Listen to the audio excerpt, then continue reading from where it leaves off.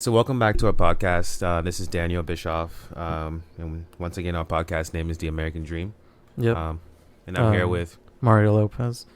In this episode 2, where last time we left off that we wanted to talk about Trump. I mean, right now he's been he's been like retweeting stuff and reposting videos about Joe Biden right now. And, Sleepy Joe. Yeah, yeah, Sleepy Joe.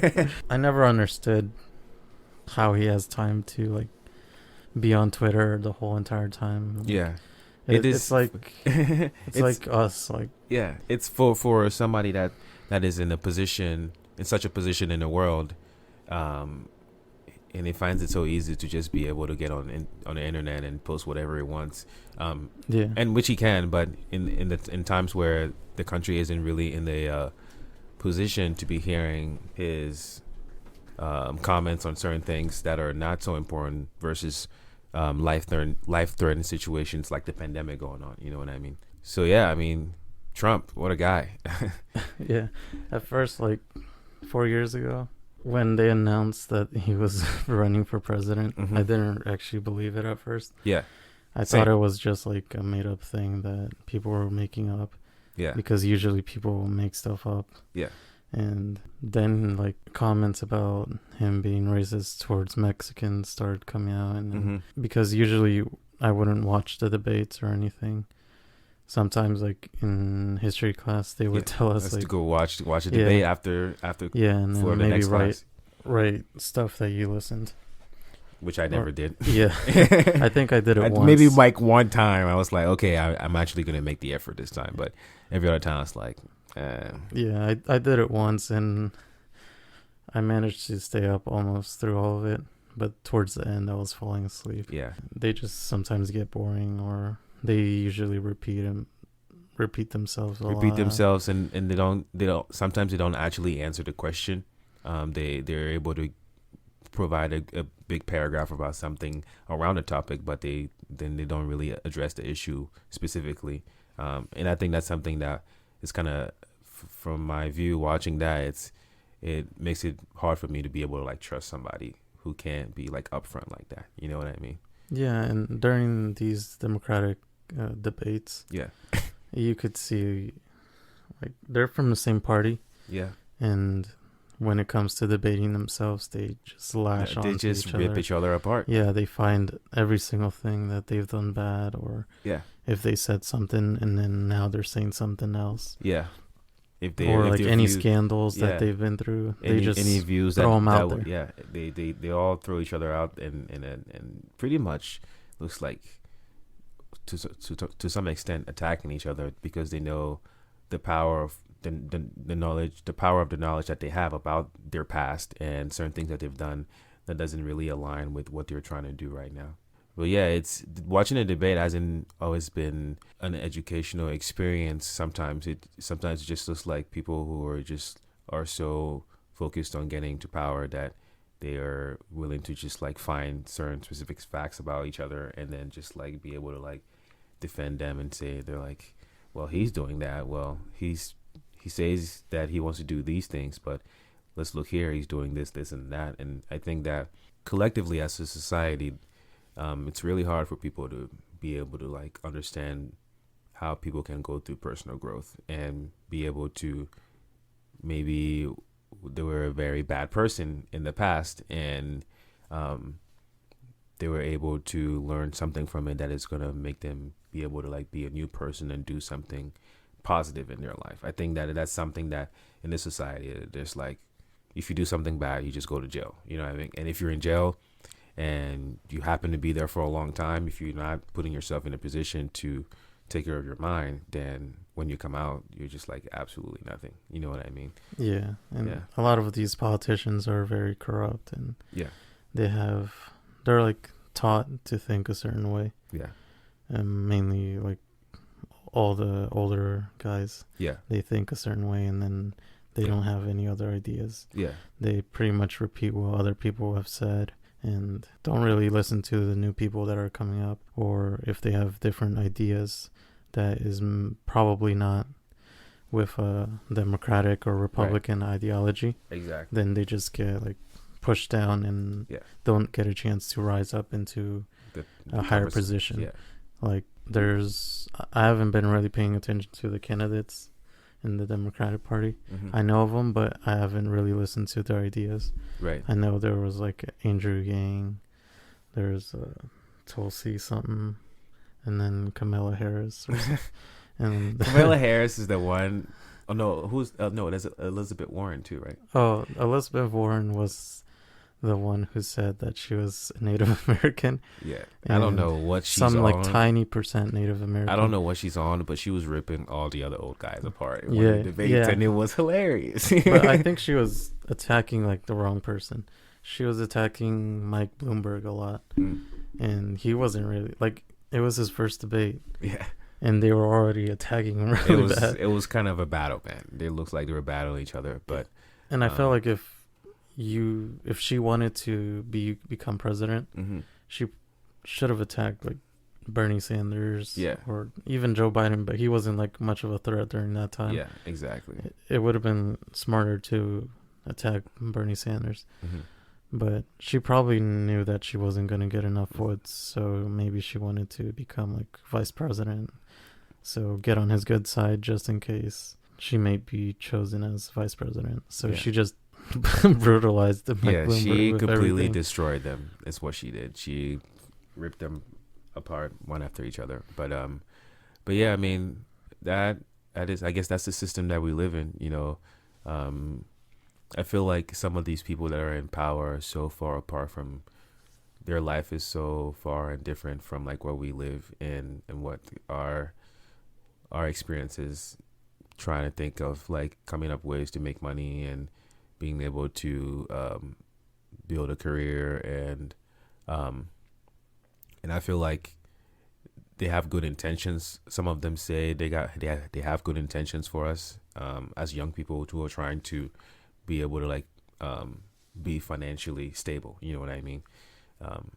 Some of their ideas sound pretty good, but it's also, you're not sure if that's like just like their propaganda or their agenda is just to say these things and not be able to do them. And it's difficult to be able to find the truth in that sometimes. But I think that I'm starting to see people of my generation or a little bit older than us getting more involved in like the political system and getting more involved in making sure that like their voices are heard and they're speaking out. Like the what's the lady from New York? AOC? Yeah, I think so. Alexandria or something? Yes, yeah. Or is that someone else? I believe so. I I'm not actually sure. don't know what. I know she's something. Yes, I love her so much is because her story is like just like she was living amongst the people and having a good time, like having a bad time in life and stuff like that. And then she started challenging the system, and then she ended up being running for a position in government and stuff like that. And she succeeded. And I like the way she's like young and energized and is like fighting for things that are like really important, like stuff like maybe like Bernie Sanders was like trying to push through it. But she's also involved in that.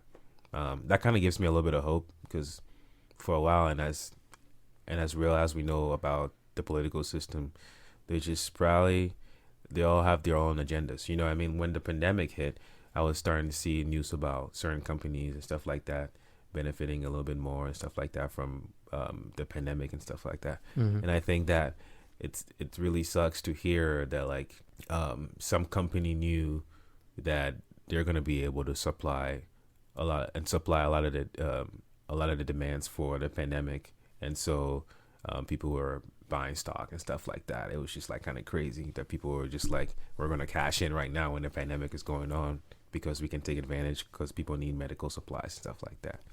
Yeah, and I mean, there's always going to be people who realize like what's happening, or if there's bad stuff about to happen, that they have some inside knowledge and They can just take capitalize. advantage. Yeah.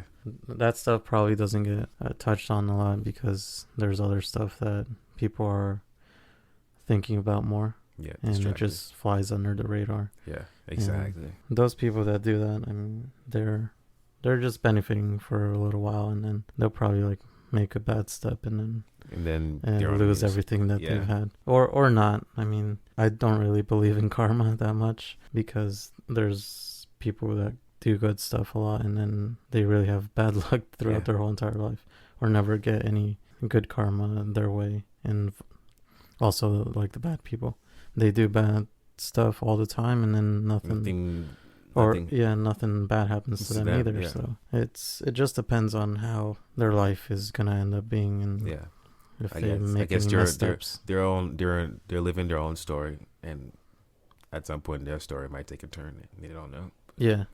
And like, there's a lot of like the new younger generation that's coming up, and I mean, those old guys, they're like on their way out already, so exactly. There's going to be new ideas. But also, I mean, AOC has said like some dumb stuff before also, but it happens when you just like don't really think about what you're like saying.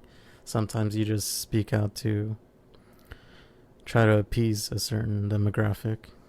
There was a video about the Black Lives Movement, I think, and they asked her about what about the Latinos? Well, they said Latinx or something like that. That's like the first time I started hearing about that was Angelo. He posted a post, and I wasn't. I think it was Facebook or Twitter, or maybe both. Oh, and he was talking about how they need to support each other or something, but I wasn't really sure on what that term was. Yeah. And I thought they called them Latinos, and that's it. Yeah. And just referring to a whole broad spectrum. But like Latinx or something like that.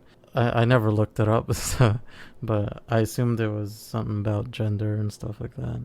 To not, because people get offended nowadays about if you call them the wrong thing. So I guess they've made a new word now about that.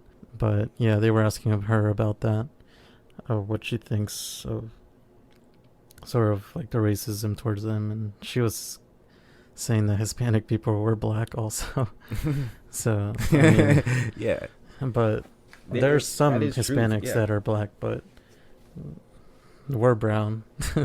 It's a different race, and she was calling that all Hispanics were black or something like that, that we needed to get some support. Yeah, be part of the movement. Yeah, but we can be part of the movement and not be the same race. Yeah, we can just be the movement of ending racism. Yeah, and that's that. That is true. That is true. Yeah, she just made like knocking two birds with one stone. You know what I mean? Because minorities in America experience a lot of just really, really bad stuff, and so like, as much as is happening to more black people as we see, other minorities experience experiences as well. So it's for sure great that she's encouraging that. Maybe not in that I guess in that word phrase, but like I think she I understand like what she was saying, but she also like she's in a higher position and she's smart. Yeah, and I think she was a waitress. And she ended up being in a high position. I know, Congress. Yeah, that's why I love her story. So I mean, stuff happens like that where you say bad stuff on accident, maybe, but probably should have worded it different. Yeah, I would recommend that she worded it a little bit differently for sure. Yeah, and I mean, have you been paying attention to the debates a lot? As of now, no. Honestly, the way I've been kind of like consuming my information about what's actually going on in the world is coming from like either like CNN, and I like to laugh, so I watch Jimmy Kimmel. Oh, okay. Jimmy Kimmel, and he does a segment where he talks about like what's going on in the country, pretty much. Seth Meyers, I think Seth Meyers. I don't know. But it's I'll know him once I see him, but I don't know. Like, I think it's Seth Meyers. He also does a little segment because him, Jimmy Fallon, Seth Meyers, and Jimmy Kimmel all do like the interview late show type. But they're canceled now. Yeah, but they're canceled now. So they're all at home, and they do their presentation at home. You know what I mean? I mean, but Jimmy Kimmel's canceled, I think. Yeah. He like took a 2-month off. Yeah. Yeah. because people are bringing up old stuff and Yeah. making people like regret Yeah. what they did in the past. Yeah. I think he did blackface. Yeah. It's the blackface. I saw who that. did he do? It was Jimmy. So Jimmy Fallon. Jimmy Fallon did did Chris Rock. yeah. Which I thought it was funny, honestly. But I was like, okay, but they're still wrong. Like he can be still funny in a way that he doesn't have to put the blackface on. You know what I mean? Yeah. But at that time, I mean, I don't think anybody had a problem. Yeah. I actually never knew he did that. I didn't recently. either. I didn't know until I mean, people dig up stuff. You know what I mean? So I found that out. It's like, oh man, that's kind of messed up. But I think that we should see it in a way that how consistent has he been in that kind of behavior? You know what I mean? If he's had consistent behavior of doing that, then I think that supporting him would be like really bad.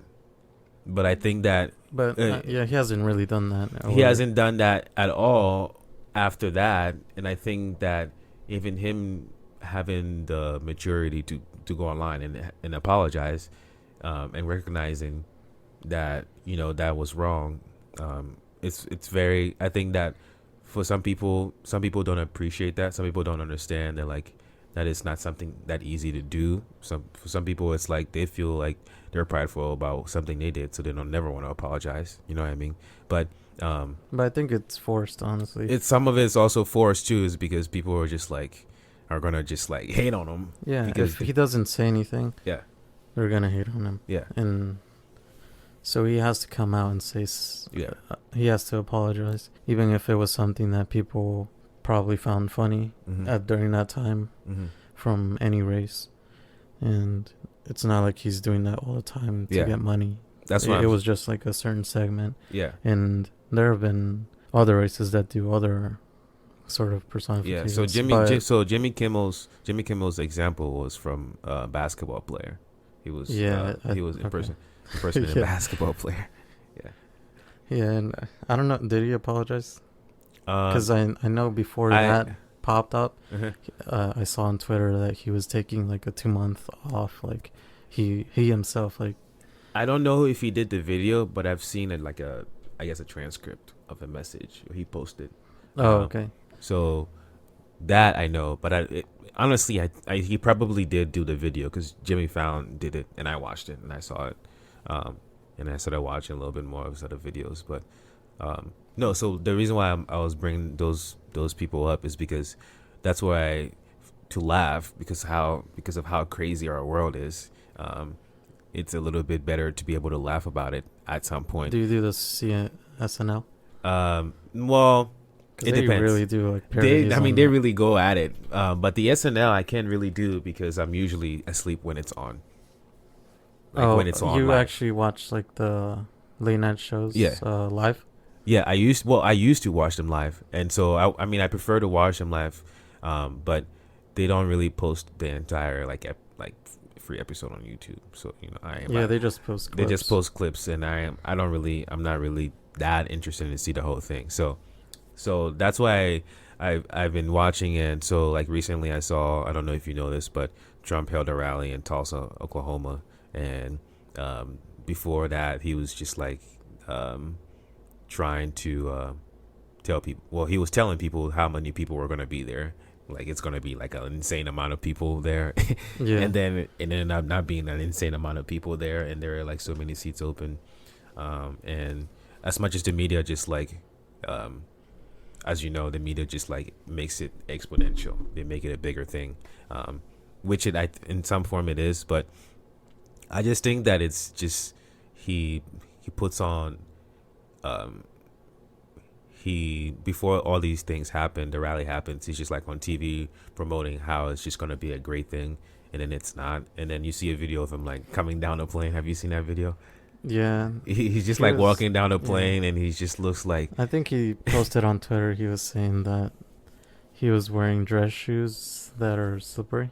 Mm-hmm. So I know like those shoes that he's talking about. Yeah. Where you go down and like I've slept before on certain like carpet. Yeah. I would just fucking slide around. Exactly. And he was just trying to, I guess, make everyone think that there was a reason, and it wasn't just because he was old or something like that, or I know. getting weak.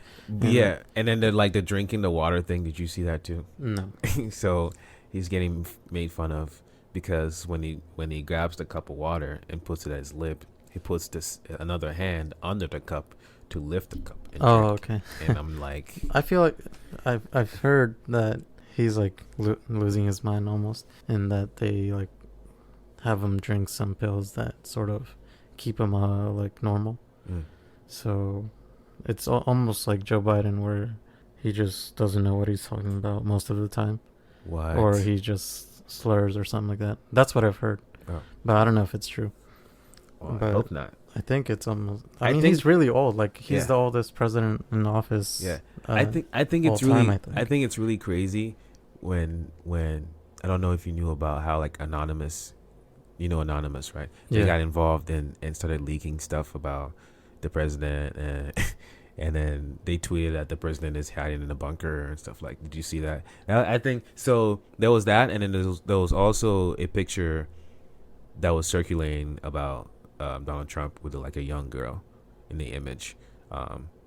And from there, actually, during that time too, I was watching the Jeffrey Epstein documentary. Do you know about Jeffrey Epstein?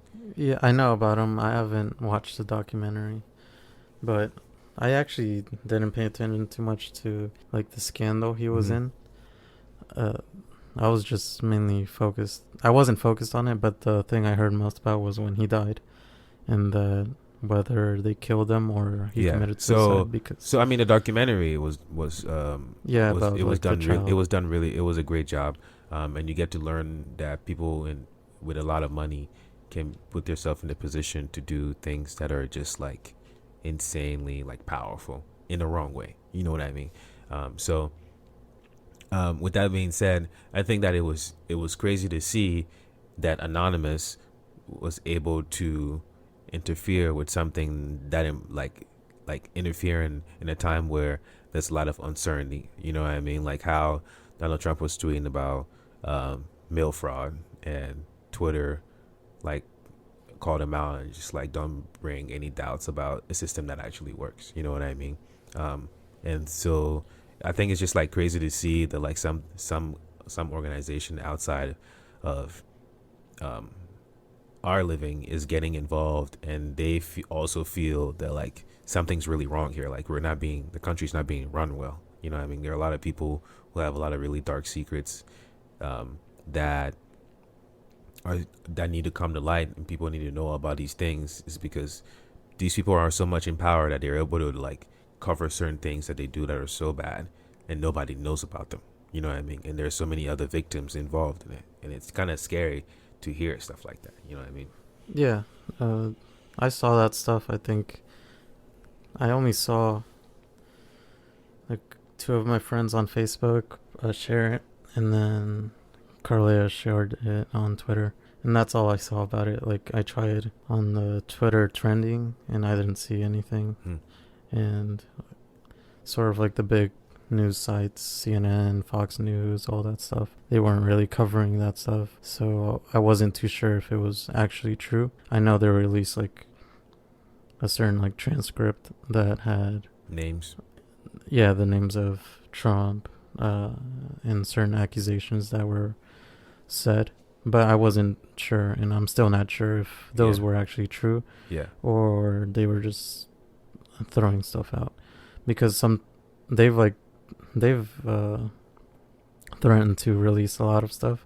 I know, and I haven't seen it much. I know. I mean, for me, I'm like, I want to see what's like. I want to see that some of the things that like maybe it's like for the government, it's like the public shouldn't know this, so we keep it a secret. But like there could be some really interesting things to know, like about like Area 51, stuff like that.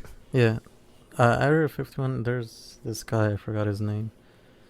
He used to work there, I think, and after he left, I think he got fired or something. But they deleted his entire record, social security, all that from the database. So it was like as he never existed. What? Yeah, he has, I think, a series or a book. I don't know. He has a book for sure, but he was on Joe Rogan as well. What? And he was talking about that stuff. But yeah, they should like release everything that they have. I think it's a good time if they wanted to. They said that they were going to, Yeah. and they said that there needed to be change. Mm-hmm. I haven't seen much change, so they should go ahead and. I'm not sure what else they want to see happen to push them off over the edge. That like, okay, so we need to expose all these powerful political people so that we can run them through the justice system and then put newer people in place. You know what I mean? But they haven't gone through with it. I know. Hopefully they don't. I'm like, what? Where's the stuff? Where's the juice? Where's the information? Walk, or what is it? Talk the talk, walk the walk. Yes. So like they haven't said. Yeah.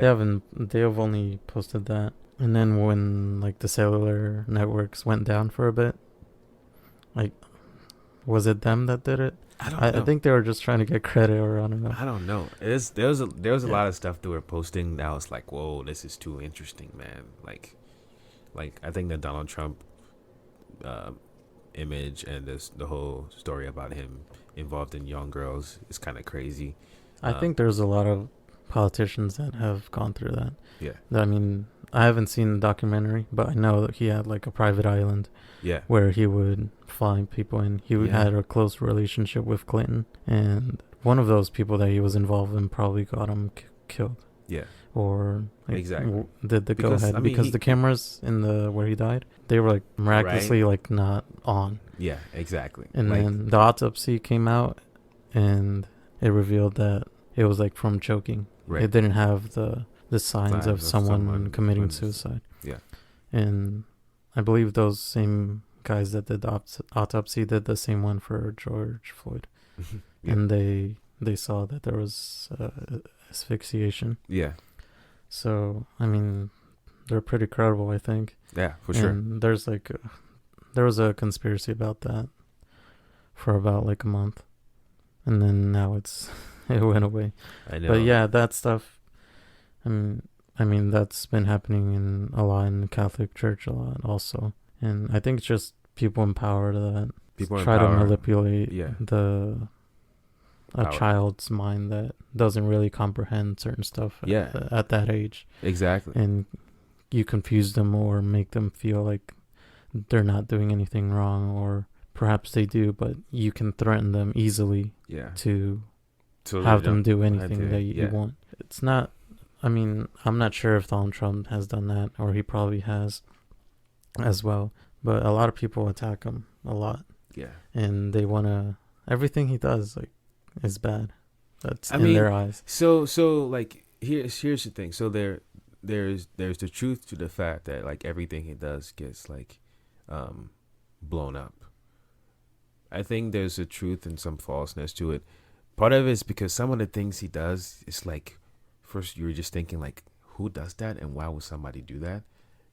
And then the media just goes, who does that? Why would anybody do that? And that's just crazy. Like the media will just be like, that's the craziest thing they've ever seen. Yeah. And I think it's pretty crazy because some of the stuff is just like how, and then that's when I started learning more about like how, if you can like take control of somebody's mind and have them think a certain way, then you completely block out their ability to be able to like analyze information that's coming in, or even like understand the need to like learn.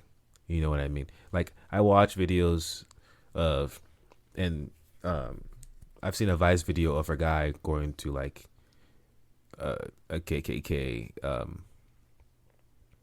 event where they're like meeting up, and the guy in the Vice video goes up and asks one of the Klansmen about if like just asking general questions about race, about how he believes in certain things like this and believe in God and stuff like that. And I think it's just like some of that stuff is just interesting to see how far away people think a certain way about like how they think life should be, that they're willing to just like shut off any information that could be truth coming in. They're like, because I'll watch videos of like people going to political events, and it could be Republican or Democratic, but they'll ask him like basic questions about the country or like something, some kind of like world knowledge about like maybe like what continent is this on this map they're showing you, and people have no clue. But people are asking they're asking questions about like if they know anything about this other candidate or anything like that, and then they just say like because they hate them, they're not willing to just know anything about them at all. And I think that's just like how far both sides can be about like topics. Because like I've watched Fox News before, and I watch Fox News, and I'm like, dang, these people are really like, they really believe in like what they're saying, and then like in the fact that like they're right, and then when they attack people, they feel like they're rightfully doing it in my view. And then I watch like maybe NBC or something where it's like more democratic, and then they're like talking about like world like things that are happening all over the world, and then they might throw in a little spiel trying to attack the Republic like party. You know what I mean?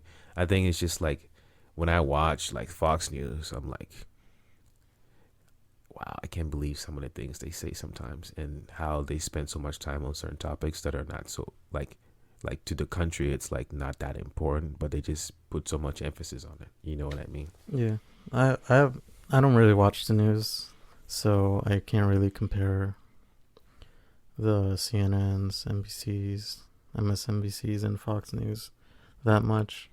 I think I follow mostly Republican accounts or look at Republican sort of media, and they feel the opposite of you. I know. They feel that the Democrats sort of media, they focus too much on Trump. Yeah. And they don't really talk about other useful information. So if Trump says something stupid one day, they like talk about that the whole entire time. I know. But I mean, I don't watch the news, so I really can't see for myself and compare. I know CNN has like said dumb stuff as well, and I mean every media has, and they just go based on their bias.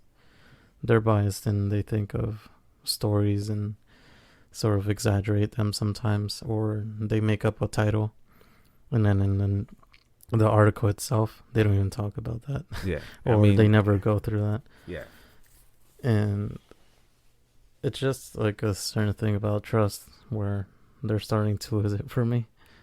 So that's why I look at other creators or journalists that aren't with a certain news site. Right.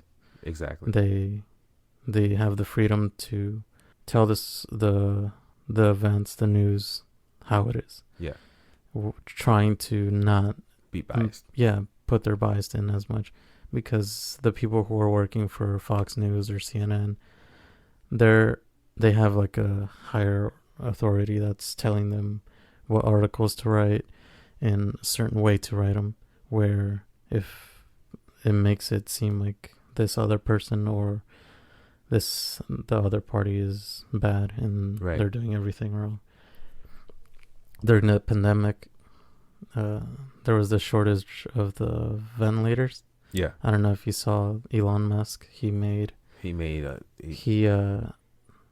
said on Twitter that he was going to donate ventilators. And then later on, CNN put an article calling him out. They were saying that he never made the ventilators and that it was just a false promise to the hospitals. What? And then Elon Musk responded with pictures of hospitals of saying, with the Tesla logo, saying, what? Thank you, Elon, for they weren't ventilators, but they were some type of breathing, which is basically it's something that helps you breathe, and just by modifying a little bit, you can turn it into a ventilator. Right. But CNN didn't delete the article, never apologized for anything. It was basically how Trump says fake news. Yeah. They were attacking Elon Musk, putting it on Twitter, and like calling him out that he is making false promises. So he has these numerous businesses, and then those business guys that do the stocks and stuff like that, like, or who invest in stuff like that, they're gonna think wrong of him for like doing that. Right. But in reality, that was all false. That was all false. He actually did what he was promising. Involved. But he didn't like share it out. He just said that he was gonna do it, and he ended up doing. And it was funny to me because he literally responded to that same article on Twitter with the proof that he actually donated all that stuff. Yeah.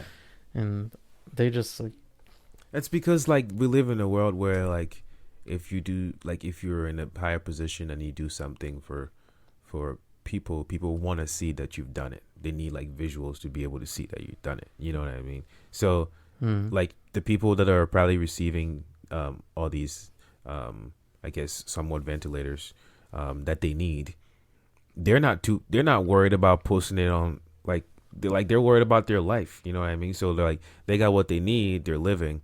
And that's what is important in that situation.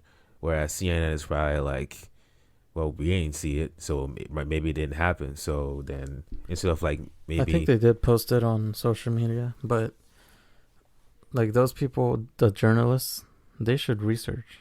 Yeah. I don't know how the journalist writes it and then sends it to their boss and editor, how it goes through that and not get like stopped and get fact checked. Like if you could affect how people view this person. Yeah.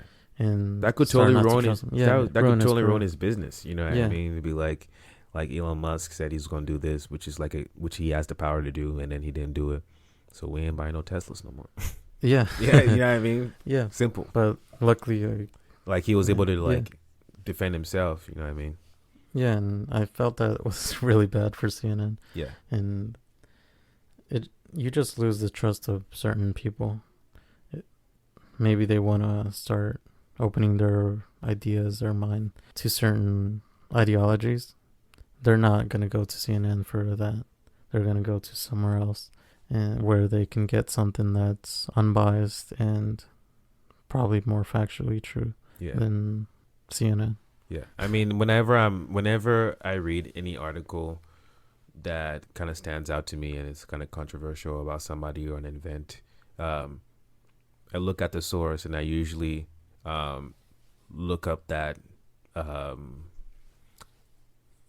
either that something important from the title or like about the event, and then see if I can find other sources that say something similar. If it's something that's like in a world event, you know what I mean? Yeah. So I think that using those like techniques to be able to like see from other sources if they're reporting something similar or the same thing, I think it's like a good way of validating that like whatever they're writing is actually true. Unless they're all conniving together and like, yeah, we're all going to print this out and like lie, and then then we're all screwed. Yeah, and then I mean Trump has made that phrase "fake news" really famous. I know, man. And people don't sticks like everything. Like a few years ago, I started using him more. I was just calling stuff fake news. I mean, the stuff that was like fake though, but not like random. I think one thing, like, it's as hard as to say something positive about Donald Trump. I think one thing that he does really well is he knows his ability to say certain things that will be on people's mind all the time. Yeah. That's why one of the reasons that he probably won. Yeah. Because when he was running with Hillary Clinton, I don't remember anything sort of that grabbed my attention with Clinton. Yeah. Or like the catchphrase, like there was nothing. I don't think there was. I think there was, but something about hope. I don't know.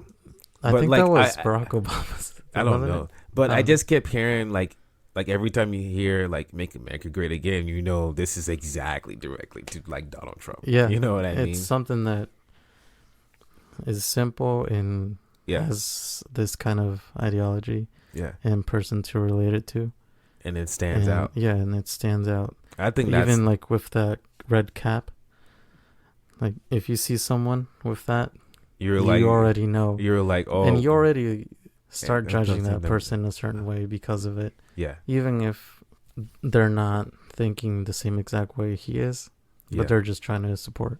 Yes. But you yourself already created a certain ideology that he has created himself towards that brand. Yeah. And also with the Build the Wall. Yeah. I mean, he's like a lot of like so many catchphrases he has. It's because he's a celebrity and he's dealt with media a lot. He had that show, what was it, Celebrity Apprentice? Yeah. I never watched it. I don't even know what it's about. but I know he like fires people or something. Yeah. Have you seen But the he's- Shark Tank? Yeah. Yeah. Was it like that?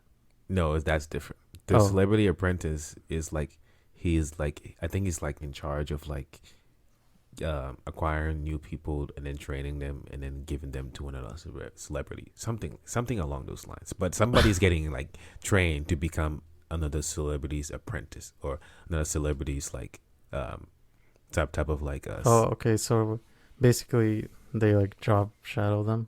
yes, kind of? yeah, pretty much. And then they learn how to be like a celebrity. celebrity's apprentice. You know what I mean? So like celebrity, they have like people that handle like their schedule and making sure they monitor like if they need to be telling. Oh, so basically like a secretary pretty much or assistant. pretty much, but it's like a little bit more of a an assistant, but it's a little bit like you're working with like an actual like it could be like a movie actor or something like that. Oh, okay. You know what I mean? So Yeah. you're actually learning all these skills of how to like plan well, how to like communicate, how to like set up meetings, how to like I think it's Oh, okay. along yeah. those lines. But the Shark Tank is different. People Yeah, are I know what proposing- Shark Tank is, but Yeah, I but- wasn't sure on what he did. Yeah, in so, the like, Celebrity No, Apprentice. I guess for sure he pulled some of those skills that he learned from his Yeah. career in TV, and he just like that's how he like, knows how that sort of area works, and Yeah. these politicians that don't pay attention to that stuff or aren't involved in that stuff, they have a disadvantage because they're just saying stuff and not grabbing people's attention. yeah, Because people right now, they want like something that sticks, yeah, or maybe like Something- a 5-second phrase yes, that they remember constantly. And and he does that really well. Like Sleepy Joe, like who comes out with like all Yeah. these like words and the way he yeah, like who like why would you call somebody Sleepy Joe? I don't know. I just think it's hilarious though because he calls him Sleepy Joe. Yeah, Like it's funny in the name. I think it's kind of insulting to call an adult sleepy. But yeah, you know what I mean. why did he call? Like, did he call him that because he was falling asleep? No. I think he just made it up because he had made, like I think they were both progressively doing something to make an impact on the country, and I think Donald Trump did something, put in place a couple of things that worked out for him, and he's like you know how he's gonna boast about like I made all these things happen. What has Sleepy Joe been doing? Like that's how he said it. He's like. Oh, okay. Like I'm over here, like I thought it putting was in work and like making change, and Sleepy Joe over here He is hasn't like done anything. snoozing. You know what I mean? I think he was actually snoozing. There's a Unless- video where I think Hillary Clinton was endorsing him, Oh, and she was saying some stuff, and it was during the quarantine, so they were in their houses and stuff like that, and he was just sitting there like this with his eyes closed. I don't know if he was looking down at his notes, but the way it was seen through the camera, it looked like he was sleeping while Hillary Clinton was just talking about, I don't know, positive stuff about Joe Biden, or I don't know what she was talking about. give him a But little shout out. yeah, but I don't know if he was looking down at something or had his eyes closed, but it looked like he was sleeping while she was talking about him. Yeah, but And- like that's what I'm saying. Like he comes up with ways to notice these things, and then he's just able to say something that grabs, like stays on your Yeah. mind. Like recently, a few months ago, I was watching the debates he had with Hillary Clinton, and the one I like a lot was when she was saying like, who would vote someone like this, or what, this is the stuff like that Trump is gonna do when he's president and stuff like that, and who wants someone like that, or I don't even think he's gonna be in that position. And he just responds, yeah, I won't be, because you're gonna be in jail or something like that. Yeah, like yeah, because we're gonna put you in jail, and he's just like he just shuts off a very like a well thought of. It's like it was like a diss. It was a diss, but it was like if they were battling in like a roast. And as soon as he said that, though, usually you don't hear that, but the crowd were like, they just started making sounds that Yeah, sort of, he just gets the people excited yeah. by And what even he's like the moderators were telling the crowd to like Settle get down. silent, settle down. because like who says that on TV that like he's gonna make sure the other person goes to jail. Yeah, I think he was just sort of hitting the like the nail harder with Right. that email thing that she had. Oh yeah, that she didn't really want to release those emails. Yeah, and she Or well she couldn't or she couldn't because she deleted them. or she deleted them or something Yeah, like and that. so she didn't want to give him that email, and I think she was like hiding something like valuable. Right. I mean, she probably Yeah. was. That's why he was saying that she would be in jail because they would go through the investigation and And find see some dirt on her. Yeah. Yeah, but yeah, I mean, Come to think of it now, why would he, like, for somebody that's saying something towards somebody else, like, he's probably got a lot more. I don't know if he's got more even inappropriate, nasty stuff that nobody knows over Hillary Clinton, or like Hillary Clinton is even not worse. You know what I mean? a lot of people didn't like Hillary Clinton when I was listening to that stuff at that time. Or what was it, 2016? Yeah, I believe so. Yeah, a lot of people didn't like her, and instead of voting for Donald Trump or Hillary Clinton, they would just vote for nobody, I think. Yeah. Or they would just write a random name Yeah. that didn't really matter. Or some kind of other independent party that we don't really, Yeah. nobody really focuses hard on. Yeah. And I think that was more, I think that for some, like for me, it was a little bit upsetting that some people didn't want to like be able to make a good judgment. I think that people talk about how like in the past the Democratic Party used to be like racist and stuff like that, and how that some of this like and some of the Republicans claim that like they helped black people at some point. You know, like that shift in I don't remember much about it, but we learned a little bit in like high school in the history class when we were just learning about how certain parties shifted their views to become something else, and how right now like the views that Democrats have now are like way different than some of the views they had in the past. You know what I mean? Yeah. And going back to that thing about grabbing people's attention or saying like these phrases that stick and sort of make a certain demographic like that person more. Yeah. I felt like Hillary Clinton didn't do a good job doing that. Mm-hmm. I feel like she didn't want people to. I feel like like the way her she more. approached it, she kind of approached it in a way that like she thought maybe people were like smart enough to realize that like some of the things that this guy's saying is kind of too crazy. I think she was way too confident. Yeah, thinking that I got this in the bag. I got this in the bag. This dude over here saying yeah. some dumb stuff. I got this in the bag. You know what I mean? Yeah, and like the clips of was it 2 clips that came out? I know there was one of grab him by the pussy. Oh yeah. And then there was another one that I think he called someone like a pig or something like that. Yeah, I mean it's there was like a lot of stuff. There's numerous videos him making fun of somebody who's physically disabled. Yeah, I saw. And I mean, like most of those videos that I've seen, I haven't seen them like fully in context. Right. But some of them, like that one that you said, I don't know why he did that really. Or sometimes he just says dumb stuff. I mean, I don't know, man. This guy's. I think that. I mean, for sure, one of the reasons why he probably won is because he got underestimated. First of all, I thought he was gonna win actually. Like it was. I think it became a little more reality to me that like he might win, mainly because like his base became a little bit more like confident in coming out and letting people know how like you see in the news more people who support him like out more and support his views out more. You know what I mean? And then I was like, oh well, I guess this thing is gonna happen. And then it happened. I was like, well, it can't be that bad. And then he just, for some reason, he just manages to get interesting. Yeah, he says dumb stuff, but when at that time I was seeing a lot of Trump in the news. And it was way before like the voting was gonna happen. And all I saw was Trump this, Trump that, and everything. And then I didn't see much about Hillary. Right. So I was just assuming, like, I feel like there's going to be a really, like, big turnout for Donald Trump. And he probably doesn't even think he's going to win. But he's going to win. And Hillary Clinton's going to lose for the 3rd time, I think. And then I stayed up to watch the count. Mm-hmm. But I fell asleep, so the next day I found out he won. Oh, I saw. And Well, I don't. I saw all the memes, like when he actually got what is it called when he inauguration. goes, yeah. Yeah. And that lady that had glasses just goes, as soon as they announce that he's the president, she just goes down on her knees and just starts yelling. Like the world's about to be over.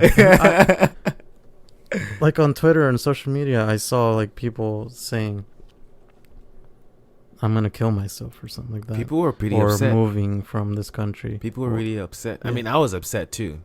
I wasn't upset. I was upset because I was like, dang, man, now it's like racist people are going to have more confidence because they have somebody that's like. About those like racist people, I feel it happens with both sides. Let's say this person's racist and they support Trump.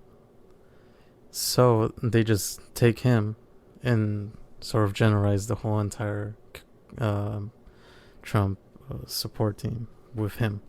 Even though there's other people that are not racist, they just believe in maybe a couple ideas that he has. Right. But they always pick out certain people, or even with the opposite. Maybe he's a really nice guy. Has these values and probably grew up poor. Is probably a minority as well in sports Trump. They also take that and sort of say, oh, well, Trump supporters aren't that bad either. But right. I mean, it just varies. And I don't know if the President Trump makes it harder for people who support him but don't support some of the things that he does to be able to stand out. It's mainly because like there are more people who support him that are on the straight up racist stuff, and we see a lot of them more. And so like do you think you see a lot of them more because they're covered more? Oh yeah, because that's what I'm saying. Like it's because they're covered more, and so like they're like we see that like a lot of their base like looks or thinks or says things like that.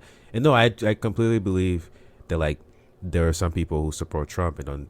Well, I wouldn't say that they support Trump per se. I think that some of the things that he's put in place, as a part of like his campaign or stuff like that, it favors them. So they're like, okay, well, this is good. I'm gonna vote for this guy because like, some of the things he's putting in place favors me as a businessman. You know what I mean?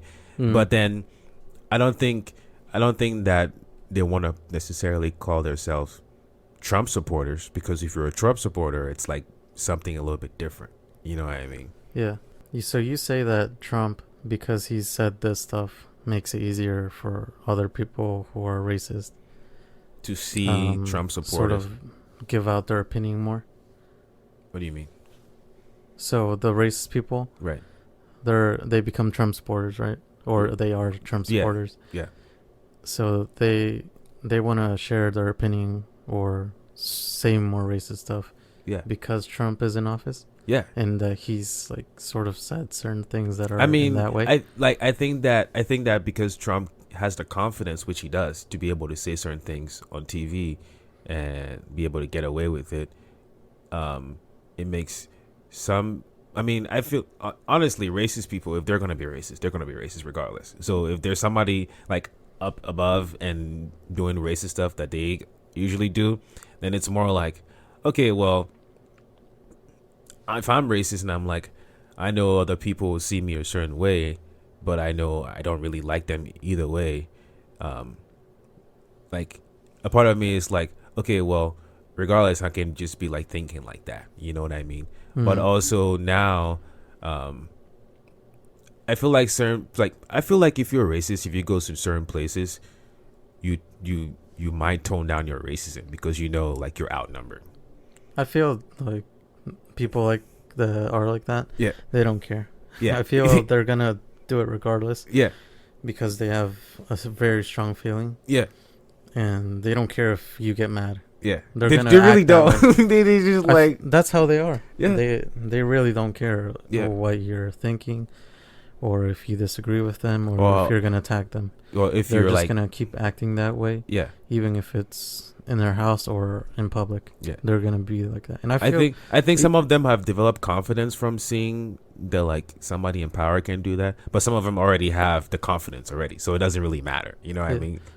I just feel like it's just an excuse to saying because he's there. Yeah. Then these people are acting. I feel Yeah. that they're already like They're already like, you're just yeah. putting. You're just trying to make Trump have this bad personification because these people are acting that way. Right. I mentioned earlier about the Mexican comments about. That's the first time I actually took serious that he was gonna be running, because I didn't believe it at first. In the clip that it wasn't a clip, it was just like an article saying Trump calls Mexicans rapists and like criminals or something like that. How he talks about MS-13. Yeah. The gangs, yeah. Yeah, the gangs and the rapists, yeah. I think that was taken out of context, because he was mentioning, at first he said that Mexico is not sending the best people here. There are a lot of bad people that are coming in. It's not the good people that are coming in as much. It's mainly criminals that are sending drugs and stuff like that. And I actually think that's true. The majority of the people that cross are criminals. Right.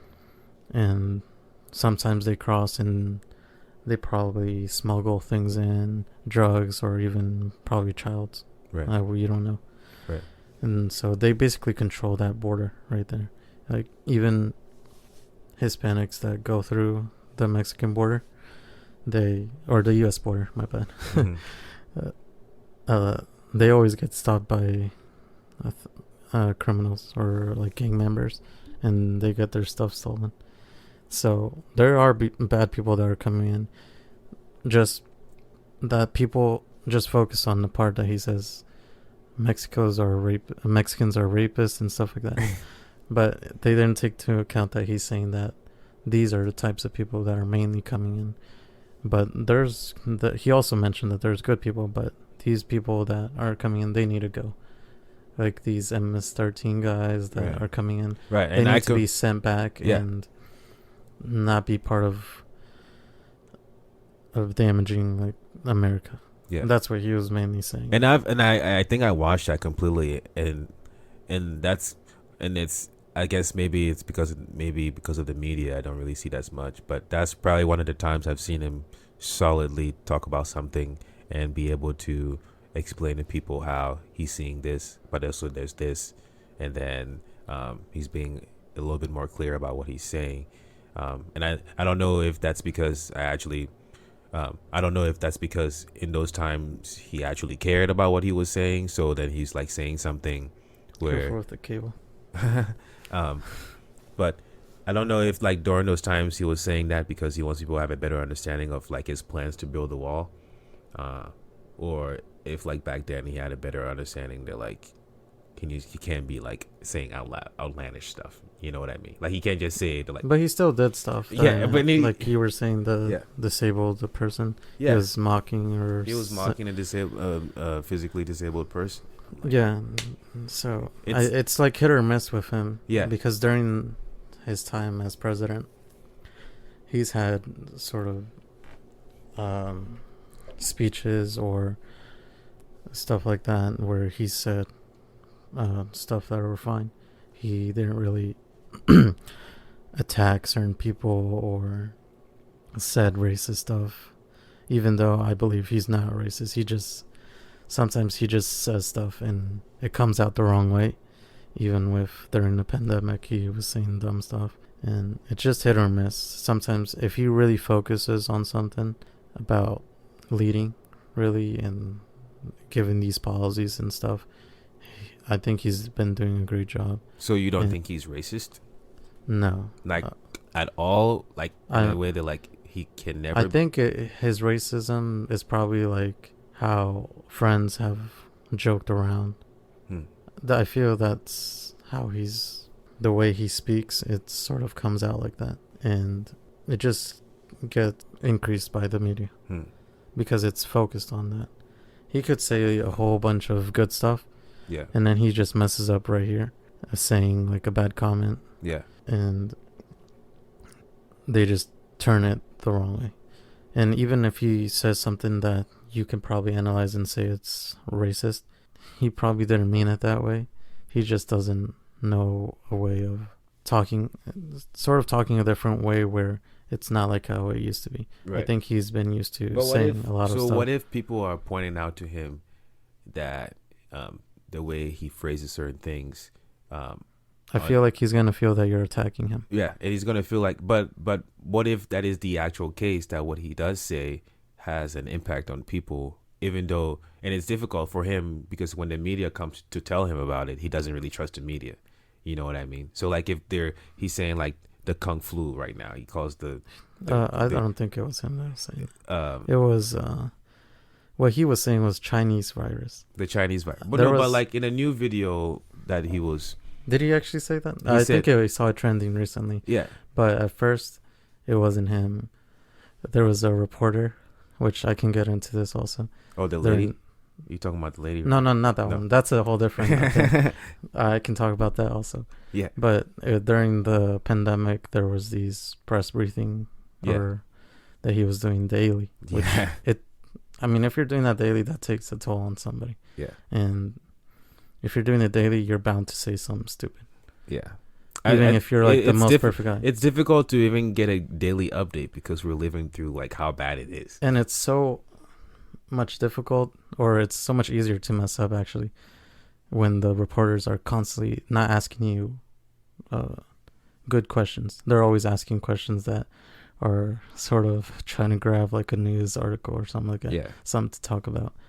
So yeah, it was a reporter. She asked a question saying that she heard someone in Congress or something like that referring to the virus as the Kung flu, Mhm. which I think it's funny actually. The Kung That's flu. what I'm saying. Like he finds these words that he puts Well, these actually, like he phrases. didn't make that though. The reporter mentioned he was lost. He didn't know what she was talking about. She was like, "What are you talking about? Like, repeat that again." Mhm. And she was like, "Kung flu," and he just didn't know what she was talking about. Like, Oh. I don't know what you're talking about. Like, I don't know. Maybe this person said that, or maybe not. I'm not too sure on that. He said, Mhm. but what he was saying was the Chinese virus, Yeah. which I didn't think was racist at all because it came from China. Right. And it's a virus, so it's a Chinese virus. Just like how people were making these references to 100 years ago, 1920, with the pandemic of the Spanish flu. Mm-hmm. I mean, is that racist? Calling it a Spanish flu? No. So I compared it like that. Like he's referring to where the virus originated. Yeah. And But I think, and you're accurate in pointing that out. But I think that where like this comes back to where you talk about how he doesn't really understand how to like present certain information a certain way. So then when he says something, the media is like, oh man, this is just like racist. You know what I mean? Or like this is like really bad to say it in that way. And I think that like when I watch it, sometimes I'm like, part of me is like who, okay, so this is somebody that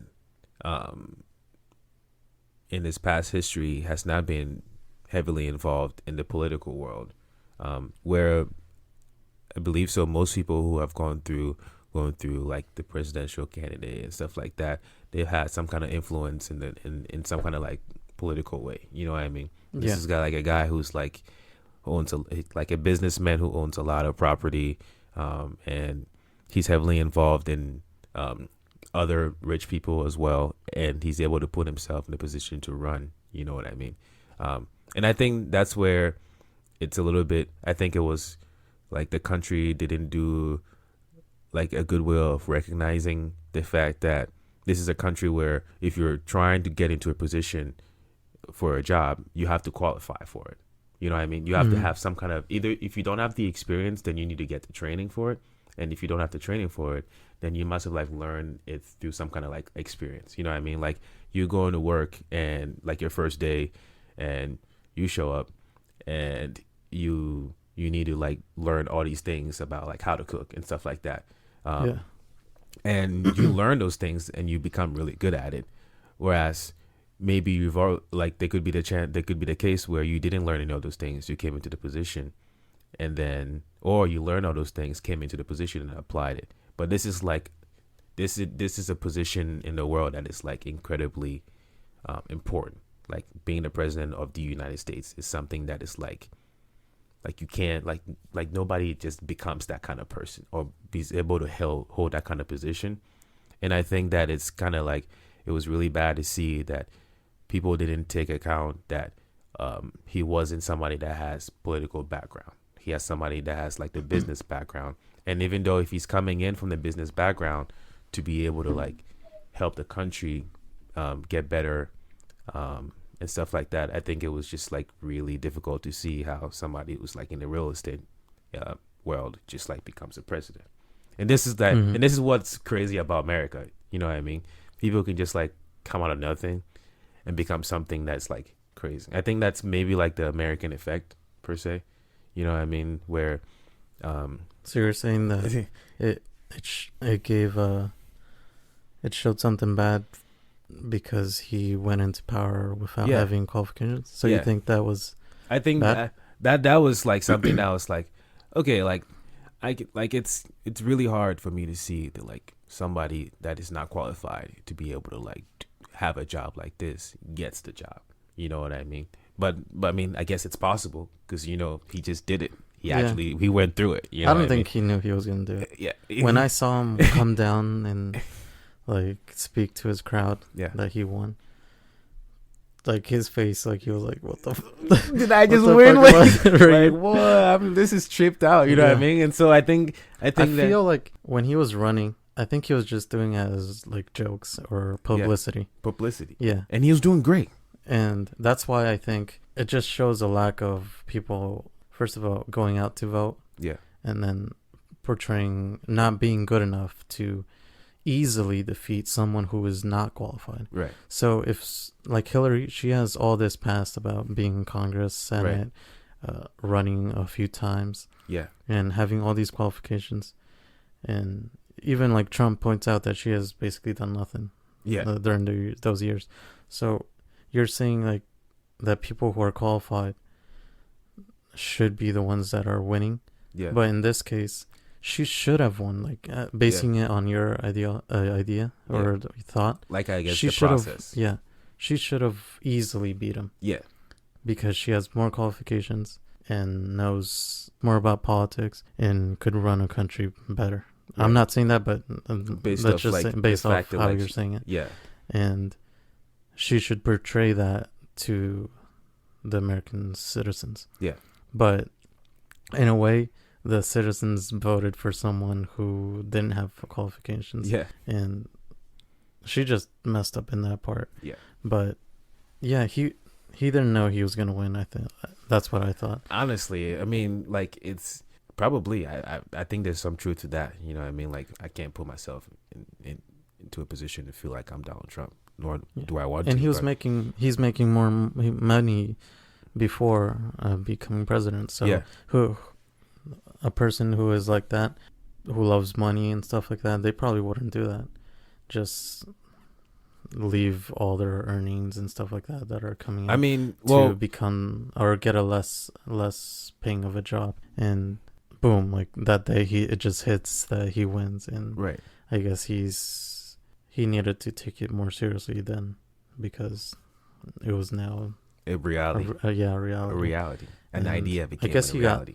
I think he brags a lot on TV about all the stuff he's accomplished and stuff like that. Yeah. But the stuff that I've seen with the news media that I look up on, that he was doing a good job on the economy, and then his approval ratings were going up with every like demographic, and it showed that he was actually doing a better job than most people would have done. That's what I'm saying. That don't have qualifications. Right. So I think he's just getting help. And like we've learned before in high school that the president doesn't really do much. Yeah, exactly. And it's just like a figurehead. Yeah. That's up there that represents sort of this whole entire thing. But in reality, doesn't really much have influence, or has influence on laws and stuff, but can't really he can't make say something like he can't like make that. it happen. Other people have to vote on it too. Yeah, Like, he can't just do whatever he wants. Yeah. So if he has good ideas and they approve it, then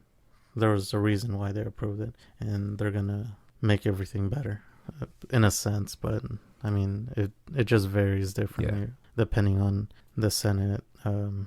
If it's a Republican Senate or a Democratic Senate. But yeah, he didn't know what he was doing at first, and he still doesn't know what he's doing most of the time, and just speaks his mind and doesn't think through what he's saying. Yeah. Sometimes, like during that pandemic briefing, where he said about injecting disinfectants into the body. You saw that, right? Yeah. So when I first saw that, Miss Cox, she posted some on Facebook, and I disagreed with it. I didn't want to write anything because. Well, what did she put? Well, I haven't seen the whole video, but is this when he was recommending that people ingesting? That's the problem. He wasn't recommending. Okay, so what actually happened? Because I haven't. So the idea was that he was recommending people to inject disinfectant into the body to sort of kill coronavirus. Right. So that was the clickbait title. Okay. And so she was saying, like, how can a president say this stuff that people are gonna try and do and stuff like that, and that being in this sort of position, he shouldn't say that stuff. He should be saying like other stuff. Of course, I agree with that. He should be like saying other stuff that is more convenient at that time. But I listened to the video, and what he was saying, he saw that they were seeing that the virus could be killed with disinfectant really easily, like in a few minutes, and also with the sunlight, with UV rays. So the UV rays would kill the virus in a short amount of time. And he was just proposing an idea. The way I listened to it, I heard that, in my opinion, that he was saying, what if there was a way of doing that same thing that you can do with disinfectant and spray it?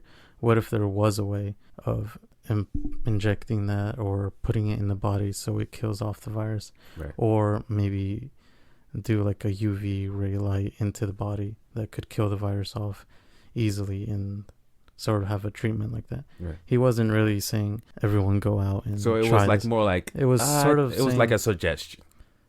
A suggestion towards maybe creating a method that could be like that. Yeah. Not suggesting that you should do it. Yeah.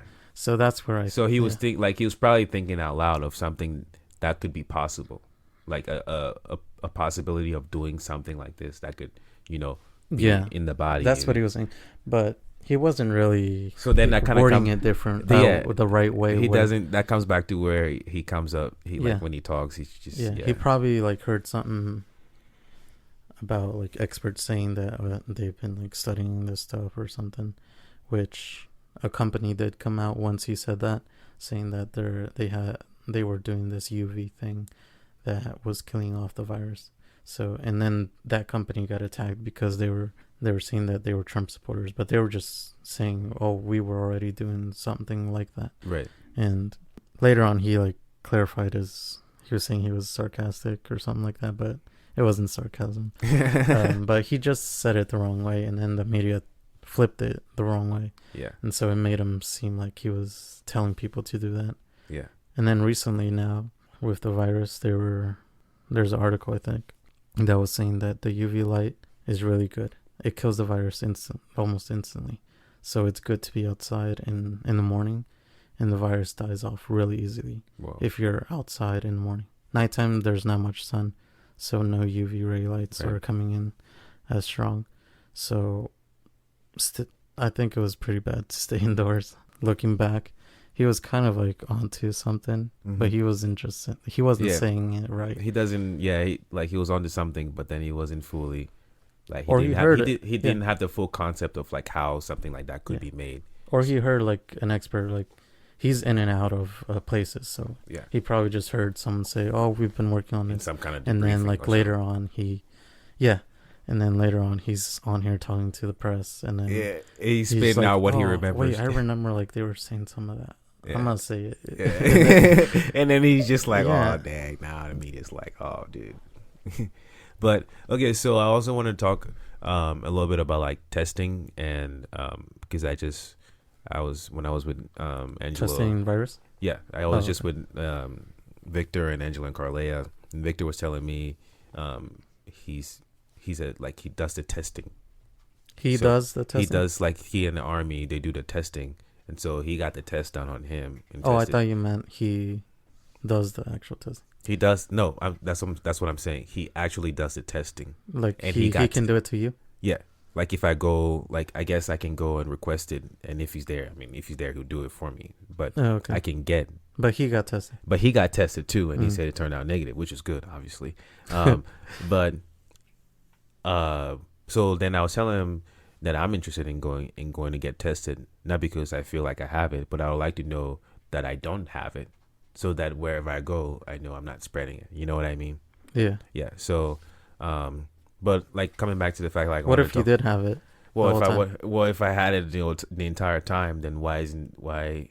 Well, first I want to know how long I've had it, and then, Yeah. and then be able to like reach out to other people that I've come in contact with, and then see how they're doing, and maybe encourage them to get tested. That's what I would do. Mm. You know what I mean? I wouldn't like be like, Do you know where to get tested? so, I do not. I have address. Oh, if you do? want to. Okay. Yeah. I'll give it Have to you gotten tested? No. No. But recently in my mom's job, someone tested positive. Oh, really? Yeah, and so they sent out an email. I have my email for her job, Mm-hmm. so everything that they sent to her, it just goes to my email. And you just tell her. Yeah, and I let her know. And yeah, they sent out an email saying that someone did test positive, and they already reached out to people who were in contact with that person to let them know. Well, Carlea told me she tested she tested positive for it. Yeah. So she had to quarantine, and then when I saw her today, she said she's good because she has the antibodies now, something like that. So she's like, Wait, so she didn't get sick?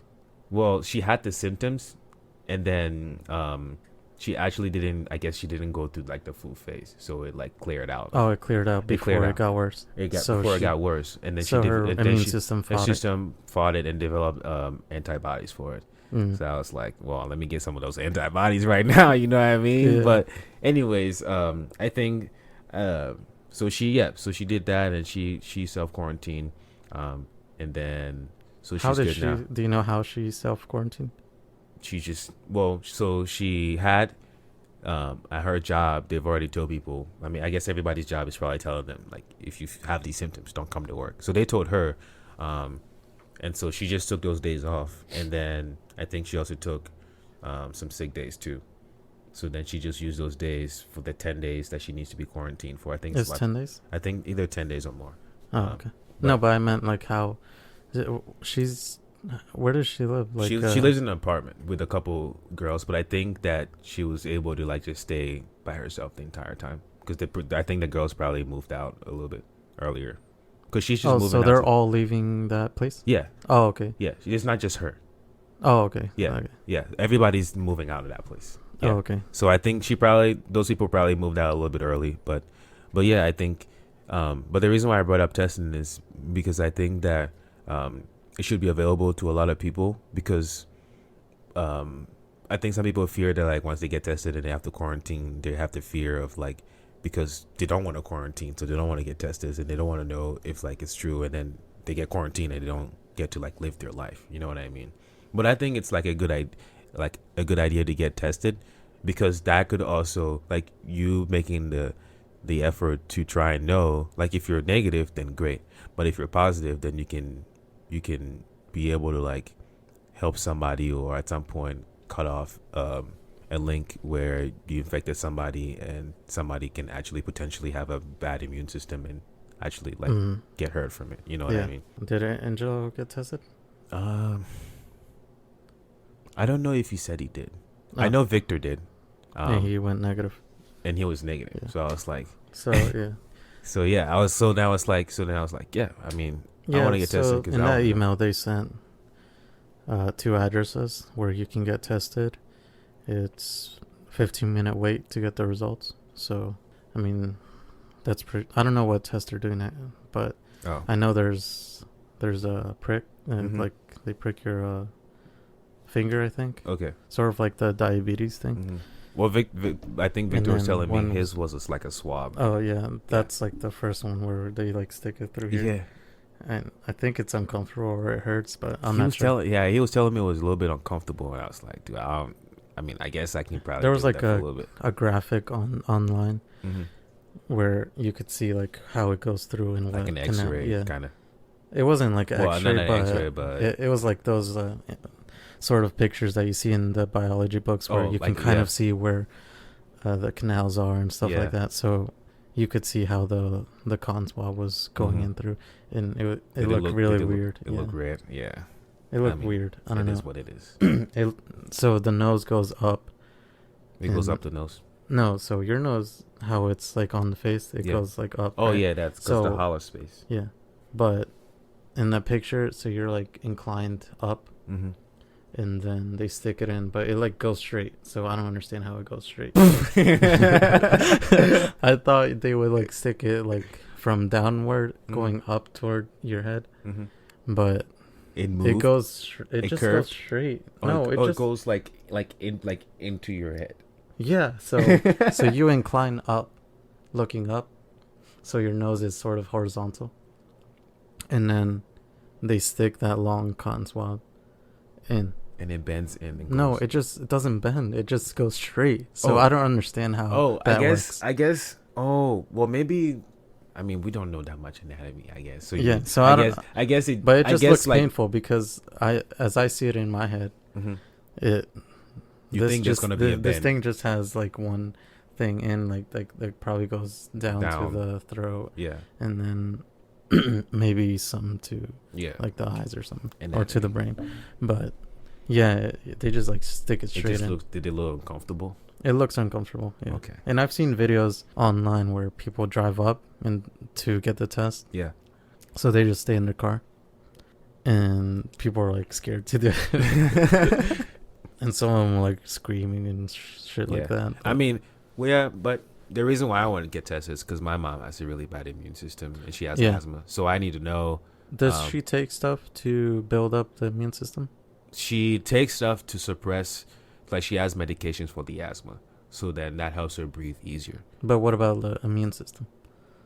Okay, so the immune system is fine now, mainly because we found out that it, Her levels of like vitamins are good. yeah, I don't know that specific, Oh. but I know her immune system is better now, mainly because she was using this cream that had side effects, and that was like making her excrete the toxins out. So that was like what was making her sick. So then when she stopped using the cream, So the cream was giving a side effect that was making her. her have asthmatic Okay. symptoms. You know what I mean? So instead of doing like, wait, was that cream used for the asthma or was it for something else? She was using the cream like a facial cream. Oh, okay. So It that was was Yeah. Okay. So the facial cream had these toxins in it. like and- Mitchell. Yeah. yeah, exactly. So the lotion, the cream had these toxins in it. That's the side effects are like coughing and they're able to like so like what you're doing is she coughs a lot and she also has the runny nose and it for a while, even recently, I thought she had a coronavirus like way earlier, but I guess she didn't. Oh, Obviously. okay. But anyways, so she coughs a lot and she excretes like this liquid, and then whenever she blows her nose, it's like the same liquid, but the body keeps reproducing the liquid because it's trying to get the toxins out. So like the body was fighting the toxins that are in the body by trying to get it out, but it was it's always fighting to get it out because it keeps getting more. So Yeah. then she keeps like trying to get more out, and then like, but it's like it doesn't all come out. It like comes out in bits. So like every like she like coughing in like a minute. And Has then, she had that her whole life, or No. did it start at a certain point? So the way it started out was she was working at this place and doing cleaning, and so she wasn't fully protecting her face well, and so she was ingesting these Yeah. toxins. So that was part of it, and then the cream became part of it, and then as a result, her immune system was just like messed up because it's just like it like consumed all these toxins. Mm. But it's better now because she doesn't work at that place anymore, and she doesn't use the cream. She just uses an inhaler, and it just keeps her chest clean.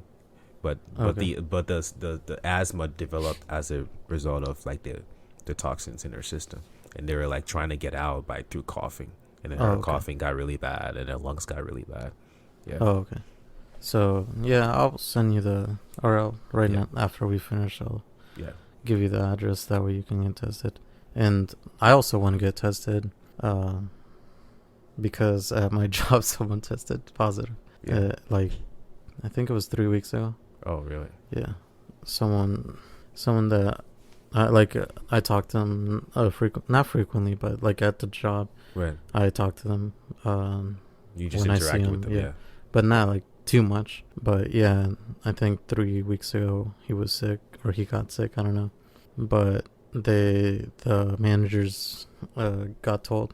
I think he told them. I'm not too sure on the details, but they said that they already checked the cameras and see who he interacted with throughout the day that he was there, his last day there, and if he stayed close with people for a long period of time, and they didn't see any of that, so they didn't have to quarantine other people. And later that night they disinfected everything. Right. But even then, like, they have us use this little spray thing. It's called Pure. Mm-hmm. I don't know what actual chemical it is. Is it a sanitizer? It's not sanitizer, but it's like a I don't know if it's disinfectant, but it's a chemical. We spray it on a towel and wipe down like areas that are touched a lot. Okay. So like the drawers, doors, and stuff like that. Nice. Yeah. Yeah. So they use the screens, because we use screens for like when we get a ticket and to start making food. Yeah. That's what I think. I think what's even more tricky about this virus is that the symptoms just are very similar to very generic other symptoms that people. Well, it is a cold virus, so like the cold is a coronavirus. Yeah. So that's why it has similar sort of symptoms. But it's just severe. Yeah, it's a different type. I haven't like gone into the in-depth on all the details and differences, but the common cold is a coronavirus. Mm-hmm. It's SARS, and then coronavirus is SARS too. It's like a variation. Yeah, it's a variation. Yeah. And I've heard now that it's like becoming more of a reality, or a fact that this virus probably escaped the lab, and that's why it's really good indoors and not outside. Mm-hmm. How I was mentioning the UV light. Right. So it probably got used to that environment of being inside a laboratory. Mm-hmm. So it wasn't used to like the outdoor environment. Hopefully we beat this virus. I know. Because I think New Zealand, no cases. I know. Like when I was watching, I think as I was watching other countries respond and like putting procedures to control it, New Zealand was like, I was like, this is like so good. Like everything they had planned, they were like everything was controlled, was really good. You know what I mean? Mm-hmm. But they also have less people. And they have less people. But what actually brought my mind to is like one of the guys, I teach a guy, one of my lessons that I teach at the tennis club. He's heavily involved in a couple hospitals in the state, and he was telling me that I should be prepared because there's probably going to be another wave of it coming and it's spreading again. Well, it's already starting slowly. Yeah. I think mainly because of the protests. Yeah. Well, yes, for sure. Because like a lot of people are out, and once again, what's tricky about the virus is the symptoms don't come out till like later, or you don't get symptoms. Yeah. So like, and that's why it's tricky, because we live in a time where we're trying to tackle a very important issue about police brutality, and then we have a virus going on at the same time, and it looks like there's a lot of things looking like it's gonna fall apart. You know what I mean? But for the most part, I think for sure there are people. I mean, nobody knows. A lot of people don't know if they have the virus or not. So if you're going to a protest, the possibility of it spreading through the protest. And not everyone is wearing a mask. Yeah, and not everybody's wearing a mask. So the possibility of it spreading through protests is like for sure possible. You know, and they're not 6 feet apart. Yeah. Which I don't know how they made that 6 feet apart. Like, if I'm 5.11 feet away, you're gonna get it. Yeah, exactly. You know what I mean? That 6 feet thing, it was like kind of funny because I'll go to the store sometimes, and I'm going through the aisle, and people will come like, and then people like completely get out of the way. And it's like, sure, I mean that's kind of how I wanted it to be before when I'm going to the grocery store, and then now people are just like, I think some people are just like, I think people just don't know how to handle themselves in a time like this because who wants like this like doesn't happen often. You know what I mean? No. I mean, we have had viruses like Ebola, H1N1, swine flu also. Swine flu, yeah. But for some reason, what was the thing with Chipotle? Oh, that was the Is that salmonella. Yeah. Okay. Yeah, that's a whole different thing. I still eat. I love Chipotle. Like, I don't care if you still they eat get that all the lettuce. virus, bro. I still eat the lettuce, the chicken. Like, oh, now you eat more of it, of the ingredients. Because remember, you told me before you kind of liked it plain. But that was way before. That was when I was like 7, 8 Dude, I could years go old. for some Chipotle right now. Actually. Yeah. It was like 7, 8 years old. Yeah. That's when I didn't eat that much. Yeah. Now I eat everything. Yeah. I used to get a certain way, but now I get it just try to mix it up. Variety of ways. Yeah. But yeah, I mean, that stuff doesn't bother me or scare me as much as other people. Yeah. During the virus, that when it was first starting, when everyone was buying everything. I know. And especially toilet paper, because I think they were gonna create a new food with that or something. I don't know. I mean, some people were like really paranoid, man. Like, yeah. Like I was like really, like y'all could not just relax on the toilet paper. Yeah, I don't understand why that specific item was its popular stocking up. Well, I mean, like if they're gonna be stuck at home and they need to poop, they need to keep wiping their ass. Yeah, but I mean, so we went to I'm Costco. I'm just saying like that's how they approached it. Yeah, that's how. But I don't know, like the day they started closing stuff, I went to a Walmart. Mm-hmm. Almost everything was gone, and I would see people with carts filled with just paper. Like, that's it. Yeah. Or even online, I saw people just buying like 2 carts of toilet paper. No, I mean somebody interfered in some kind of like a drop off or some truckload of. Did they? Yeah, the truckload of like disinfectant and the paper towels. Oh. He took it to his own storage place and started selling it. He's like, yeah. I was like, yeah, there was a guy on. Yeah, this guy went to every single store close by, and like even a few hours drives, and bought every disinfectant, and then started selling it on Amazon. Yeah. And then Amazon stopped him. Yeah. And he couldn't sell them because he was selling it at a really high price. Yeah, he inflated it. Yeah, my guy, he's cashing in. Yeah, so he had this giant stock with a lot of hand sanitizer, and he just donated it. Yeah, because he couldn't make a profit, so exactly, I might as well give it. Yeah. At least he did that. I think the like how the fear of people just had this fear that they're gonna be stuck at home, so then they just reacted on their fear, like how you talking about people acting on their emotions. Yeah, they reacted on their fear that, and then they actually need these things. And then people started panicking because they didn't have that stuff. Yeah, and we weren't panicking at all because the only problem was that the stores weren't prepared for that amount of volume. Yeah. So all they needed to do was order more. That's it. Yeah. Just wait for the next truck to come in. Yeah, there was going to be another truck coming in, but people were acting like there's no truck coming in. Yeah, people were thinking like there wasn't going to be any more toilet paper, no more rice, none of that anymore. Yeah. Like the world was going to end. Yeah, like people were not farming anymore. Yeah, but all you needed to do was just order more. Yeah. The stores needed to order more, and that's it. That and people shouldn't have gone and just bought so much that they don't need. As soon as the store should have acted like faster also. As soon as they saw that people were buying more, the next day they should have put up signs like just take one or two. Yeah. Like how they're doing now. Yeah. Now they're modern.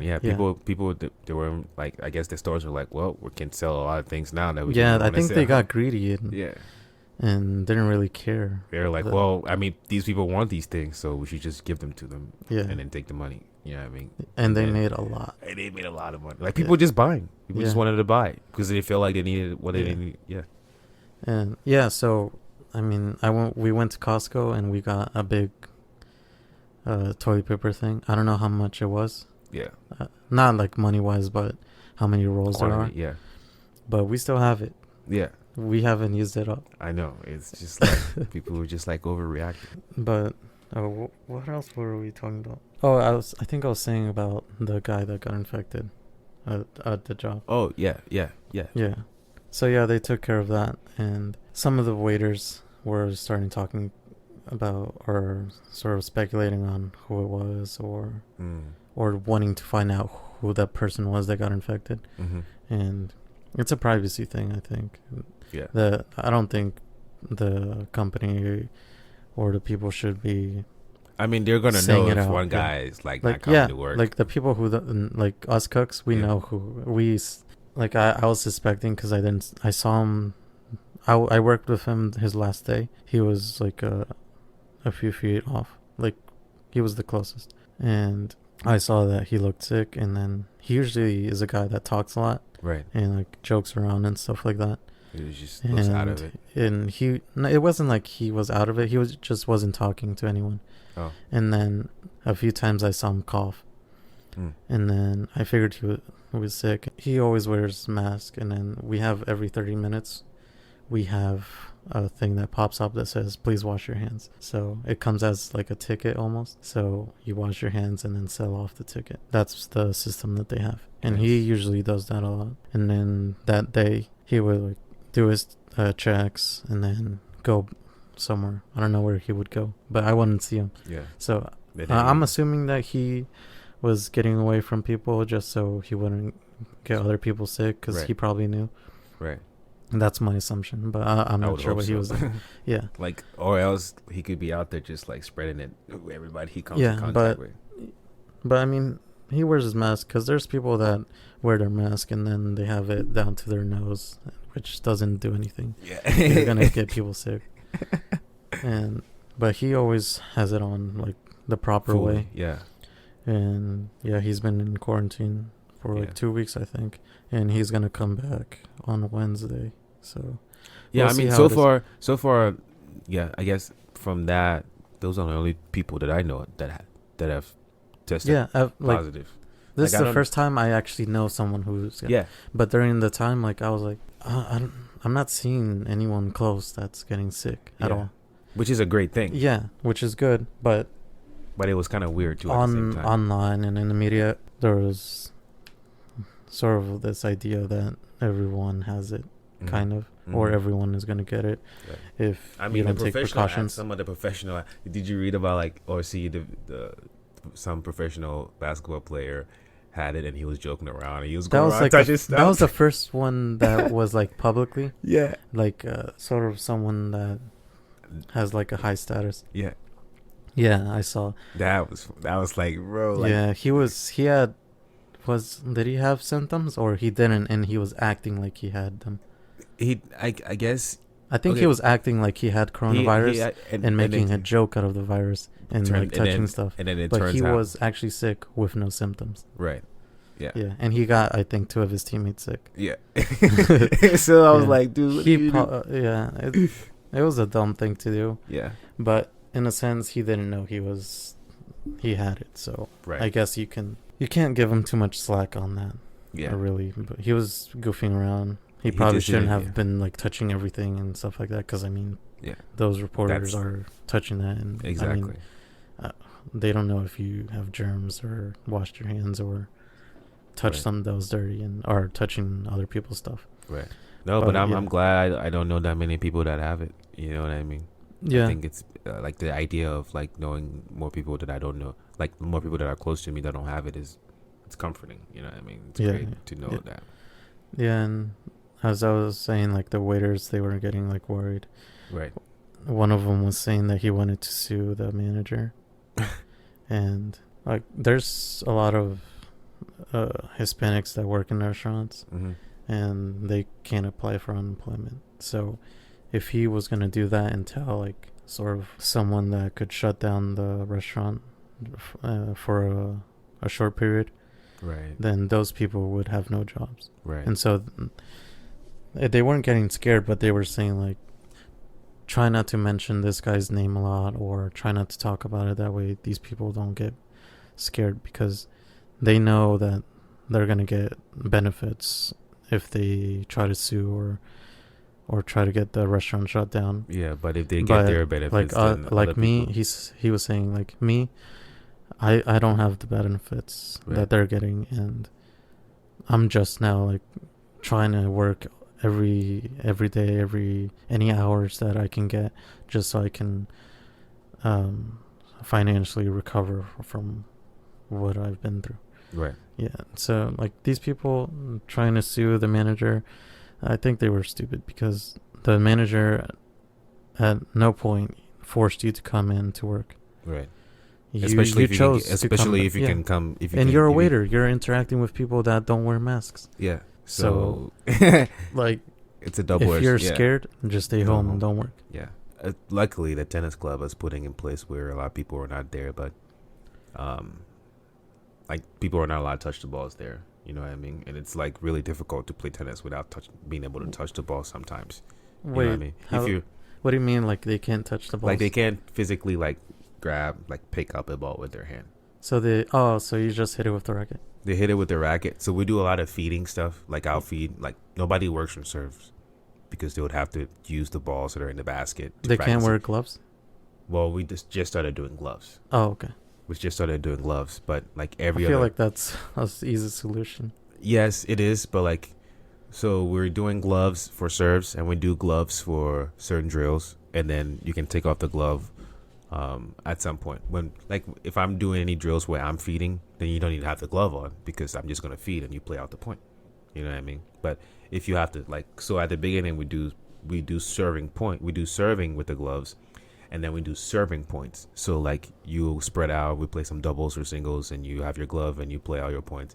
And then after all those rounds of playing with the serving and the grip and the glove, you can take the gloves off. And at the end, we work on just like very technique stuff. So like we have this like volley day.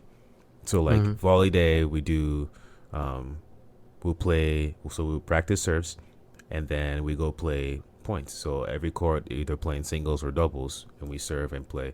So you're the only one that can touch it? Yeah, only the teaching pros can touch the balls. Okay. Yeah. Do you guys have that automatic feeder thing? Oh no, the ball machine? Yeah. No, we don't. Well, we just got one. It's kind of old, but we don't use any ball machines. Oh, okay. Because I think that would be... Yeah, but either you have to get a motor one with a motor.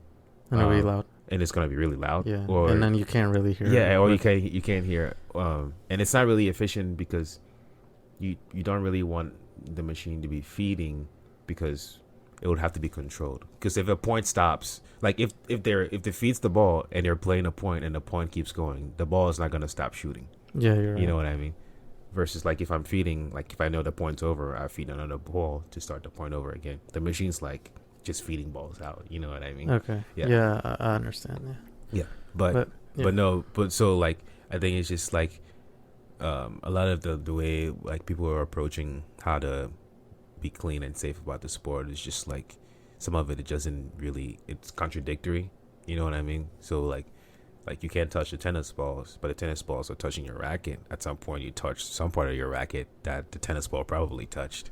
Like if you're, I think that's just like overthinking it. Like it's over. Like people like me. I'm overthinking in that way that like I think people should be able to touch the tennis balls because if you hit the tennis ball and then you start fixing your strings, the strings just touch the tennis ball that you just hit.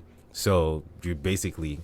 Yeah, I guess that's how, like I said in the last episode. Yeah. Of the waiters wearing masks and the customers not. They're gonna get sick, and then we're gonna get sick. Yeah. So that defeats the purpose. There's I think a lot of people are thinking that they're doing it in a way that it's like clean, but then you point out a way that like it's. There's no right way right now. Yeah. Like with food, you can't really do a right way. Yeah. How are you gonna eat? Yeah. If you have a mask, right? Yeah. Unless you cut it off. Cut a hole. No, that's crazy though, because I saw a video of a lady going at it to another lady that she wasn't wearing a mask in a restaurant, and then the other lady was like, "How am I going to eat?" I saw a video of a waitress, and she had the mask, but she made a hole in the mouth so she could talk. And like the customers were saying, "Why'd you make a hole there?" So I can talk better.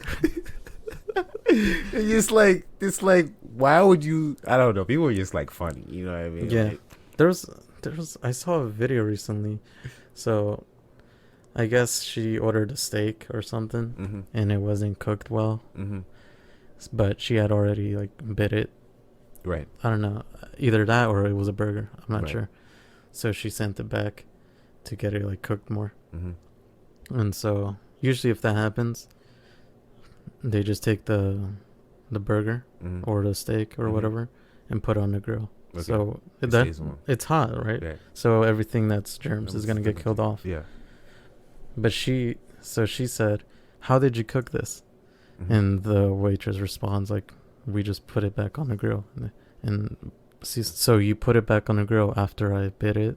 Isn't that like a health concern? And she's like trying to explain, but she just like starts like getting angry, like, yeah. I want you to take off the thing off my check Yeah. because I could be sick and you're putting that back on. And she's like, but like it's really hot, and like Yeah. she didn't really Comprehend. yeah. Like to comprehend And- the fact that like the germs can die off. in the Yeah, heat. because of the high temperature. Yeah.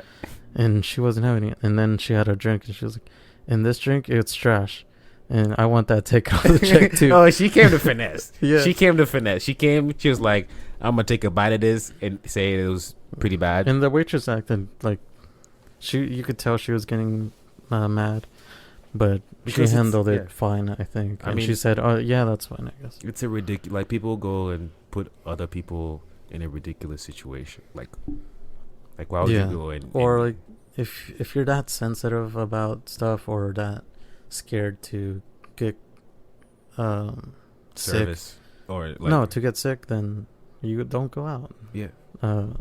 Don't go out to like a place that has a lot of people or where you're interacting with a lot of people. Yeah. Like even you just sat down in a restaurant where a lot of people have sat down or close to other people, or you're talking to the waitress. You don't know if she's sick or not. Right. Then you shouldn't complain too much or be that sensitive about certain Right. stuff like that. But she was just trying to get a free meal. probably. Yeah. Yeah. You know, just gonna slide this free meal real quick. Yeah. So I went to the alumni tennis, Oh. and Dude. hopefully I didn't get sick because no one was wearing a mask. I mean, I didn't completely forget, but I was working so much. Like, I don't know, like how long were you guys there? So I got there at 5:30 Okay. because I got out of work at 4:30. So I came back and I just made myself a little sandwich at work because Yeah. I knew we were gonna get food there. Yeah. So I didn't want to have like a full What did stomach. she have? Canes? Yeah. Oh. Dang, Always. I missed the canes. Yeah. And so I came here and just changed real quick and then headed over there. So I got there like at 5:30. Almost everyone was there already. Like I was still on the court at 5:30. Yeah, so I got there. I went to say hi to Miss Hess and then asked like what time they were there, and she said 4. Oh. So they were there at 4, and then I got there like around 5:30, and I stayed 3 hours. But you were just catching up. Did you play? Did you play a little bit or no? Yeah. Did you hit? So the first court had the nets up. Second court they were down, Mm-hmm. and then the other ones they were up. So Oh. in the last one, there was people playing, and then in the second to last, I think another 2 people were playing. Mm-hmm. So I don't know if she didn't want to like pair up people to play like a game or a set. Mm-hmm. So when I got there, they were playing Caterpillar. Oh, nice. Yeah. Good So old Caterpillar. I just went. I was said to hi to Miss Hess, and then talked to her for a bit. Then I went to get the racket, and luckily I had my racket, like the one I used. It was still there? in the bag. Yeah. What? It was the Babylot or I don't remember. Babylot, I think. Was it red? No, it's blue, Oh, it's and it blue. had that little emoji dampener? thing. Yeah, it yeah, was yeah. a blue. Yeah. And luckily it was there, so I got in, and then they were just finishing up, I think, because I think she just wanted to play out the basket, and I think they were playing for gift cards. I'm not sure. Oh, you know it. Yeah, Or Timbits or something. it was gift cards because at one point she said that she still had one left, but that we weren't gonna play for gift cards anymore. And yeah, so I got there and I got to first place. So. Yeah. And Yeah. did you get the gift card? No, No. I got eliminated like a bit after. That's good. No. I was working and then completely slipped my mind because I started. What time did you get 'cause off? I was that night? like, I think I didn't get off till like probably like 6:30. Oh, okay. Yeah, so yeah, I think like around 6 or something, that around that time we started eating, because it wasn't too long after that I got there that they stopped and she took out the canes and everyone started eating. No, I completely forgot. I was tired. I went home And I got up. Yeah, I left at 8:30. Okay. So I'm not sure if they stayed longer or as soon as I left they started. I don't know packing what stuff time up. I looked, but then I saw she posted the picture, so I was like, dang, I just completely forgot, because then she posted the pictures. I don't know if she posted the pictures way later, because I just lost. Yeah, it had to be later because I got home and I saw like 10 minutes ago. Okay. So. Okay. Then that makes sense. Yeah. But most of the time we played Rip City. Oh, that's always fun. Yeah. I mean, yeah, I've been playing a lot more, so I've actually been enjoying playing, and it's been like a fun experience. And I mean, even the way I play now compared to last year, just like there's a huge difference in like how it looks, and like just like being able to like rally and play out, like hit certain shots and stuff like that. It's been like fun. It's fun for me to see that, because like before it was just and I probably haven't told you much about how I felt about this, but and not because you wouldn't understand, because you actually understand. I mean, for us, like I think that if you and I were coming from a family that could afford to pay for our lessons, I think we would have been like pretty good. I think so too, because I've never played tennis before. I think you had a little bit of experience. I didn't. I started the same year. You started second had you year. played before? No, I had not played before. No, not at all. I just started playing 2011 summer. Oh well. You know what I mean? So you did play. I guess. Well, I guess I played a couple months before this. We started practicing in January. Like I knew about the sport, kind of, not really like any players at all or stuff like that, but I knew of the sport and what it was. No, but I didn't know the rules. You started going to Olympic with us the first winter we went, right? Or no? Yeah, but you said summer. Oh yeah, that is true. Yeah. So like I had that summer ahead of you. Yeah. So the only experience I had was in middle school, 7th grade, for one day only in gym class. We went out to the tennis court. Right. And like we barely even hit. Like I think it was like 10 minutes or something, and then we went back in. Yeah. So that was all the experience I had. Did you like it? Do you remember liking it? Oh yeah. And the only reason I went in, or I applied for the team, or I don't know, signed up to be part of the team, was because of Spencer. Oh. He wanted to join, so I just went in with him because we were really like close. Yeah, I remember. I remember. Yeah, because you guys were like, it's almost that's funny though to think about it, because it was you and him for a while, and then it became me and you together like a lot all the time. So he transitioned a lot. Yeah. Because we were in the same classes, that's why we became really close friends. Yeah. And then the following year, we weren't in the same classes that much. Yeah, right. And I think he had more classes with Victor. So him and Victor were really close friends, just like how we were in freshman year. But yeah, he got me to sign up, and I mean that was the first time playing, and I made the varsity team. I know. I mean, I think about it all this time, and the reason why I brought that up is because like I said, how I feel like I've really developed and enjoyed and gotten better at the sport. I think like as I mentioned, I think that for us, like if we were in a position to be able to get lessons and stuff like that, we would have been we would have been good, because we like at some point we sort of when we go to like sectionals and stuff like that, we could clearly see these other people have been playing longer than us. But we had moments where we were competing. You know what I mean? And I think it wasn't like we were getting whooped. Yeah. Left and right from every single team. Yeah. We gave a fight, or sometimes won a set, or even the whole entire game. Yeah. Or won games and then won games. Won the whole entire set. And I think that think about it now, like how I'm teaching tennis and stuff like that. Like I wish that the way that we were taught how to play tennis, it was just the way it is, only because that's what we could afford. You know what I mean? But I teach tennis now, and the way I teach tennis, I wouldn't teach like if I was gonna teach, if I like the way I teach tennis now, I would if I was teaching myself back in high school the way I'm teaching tennis now, how to hit the ball, like I think I would be enjoying playing tennis like forever, and I would be like really good. You know what I mean? Yeah. Because what I've learned from teaching and what I remember learning when we were learning is like not completely different, but sort of a little bit different in the way that like the progress and the procedure goes to develop a player.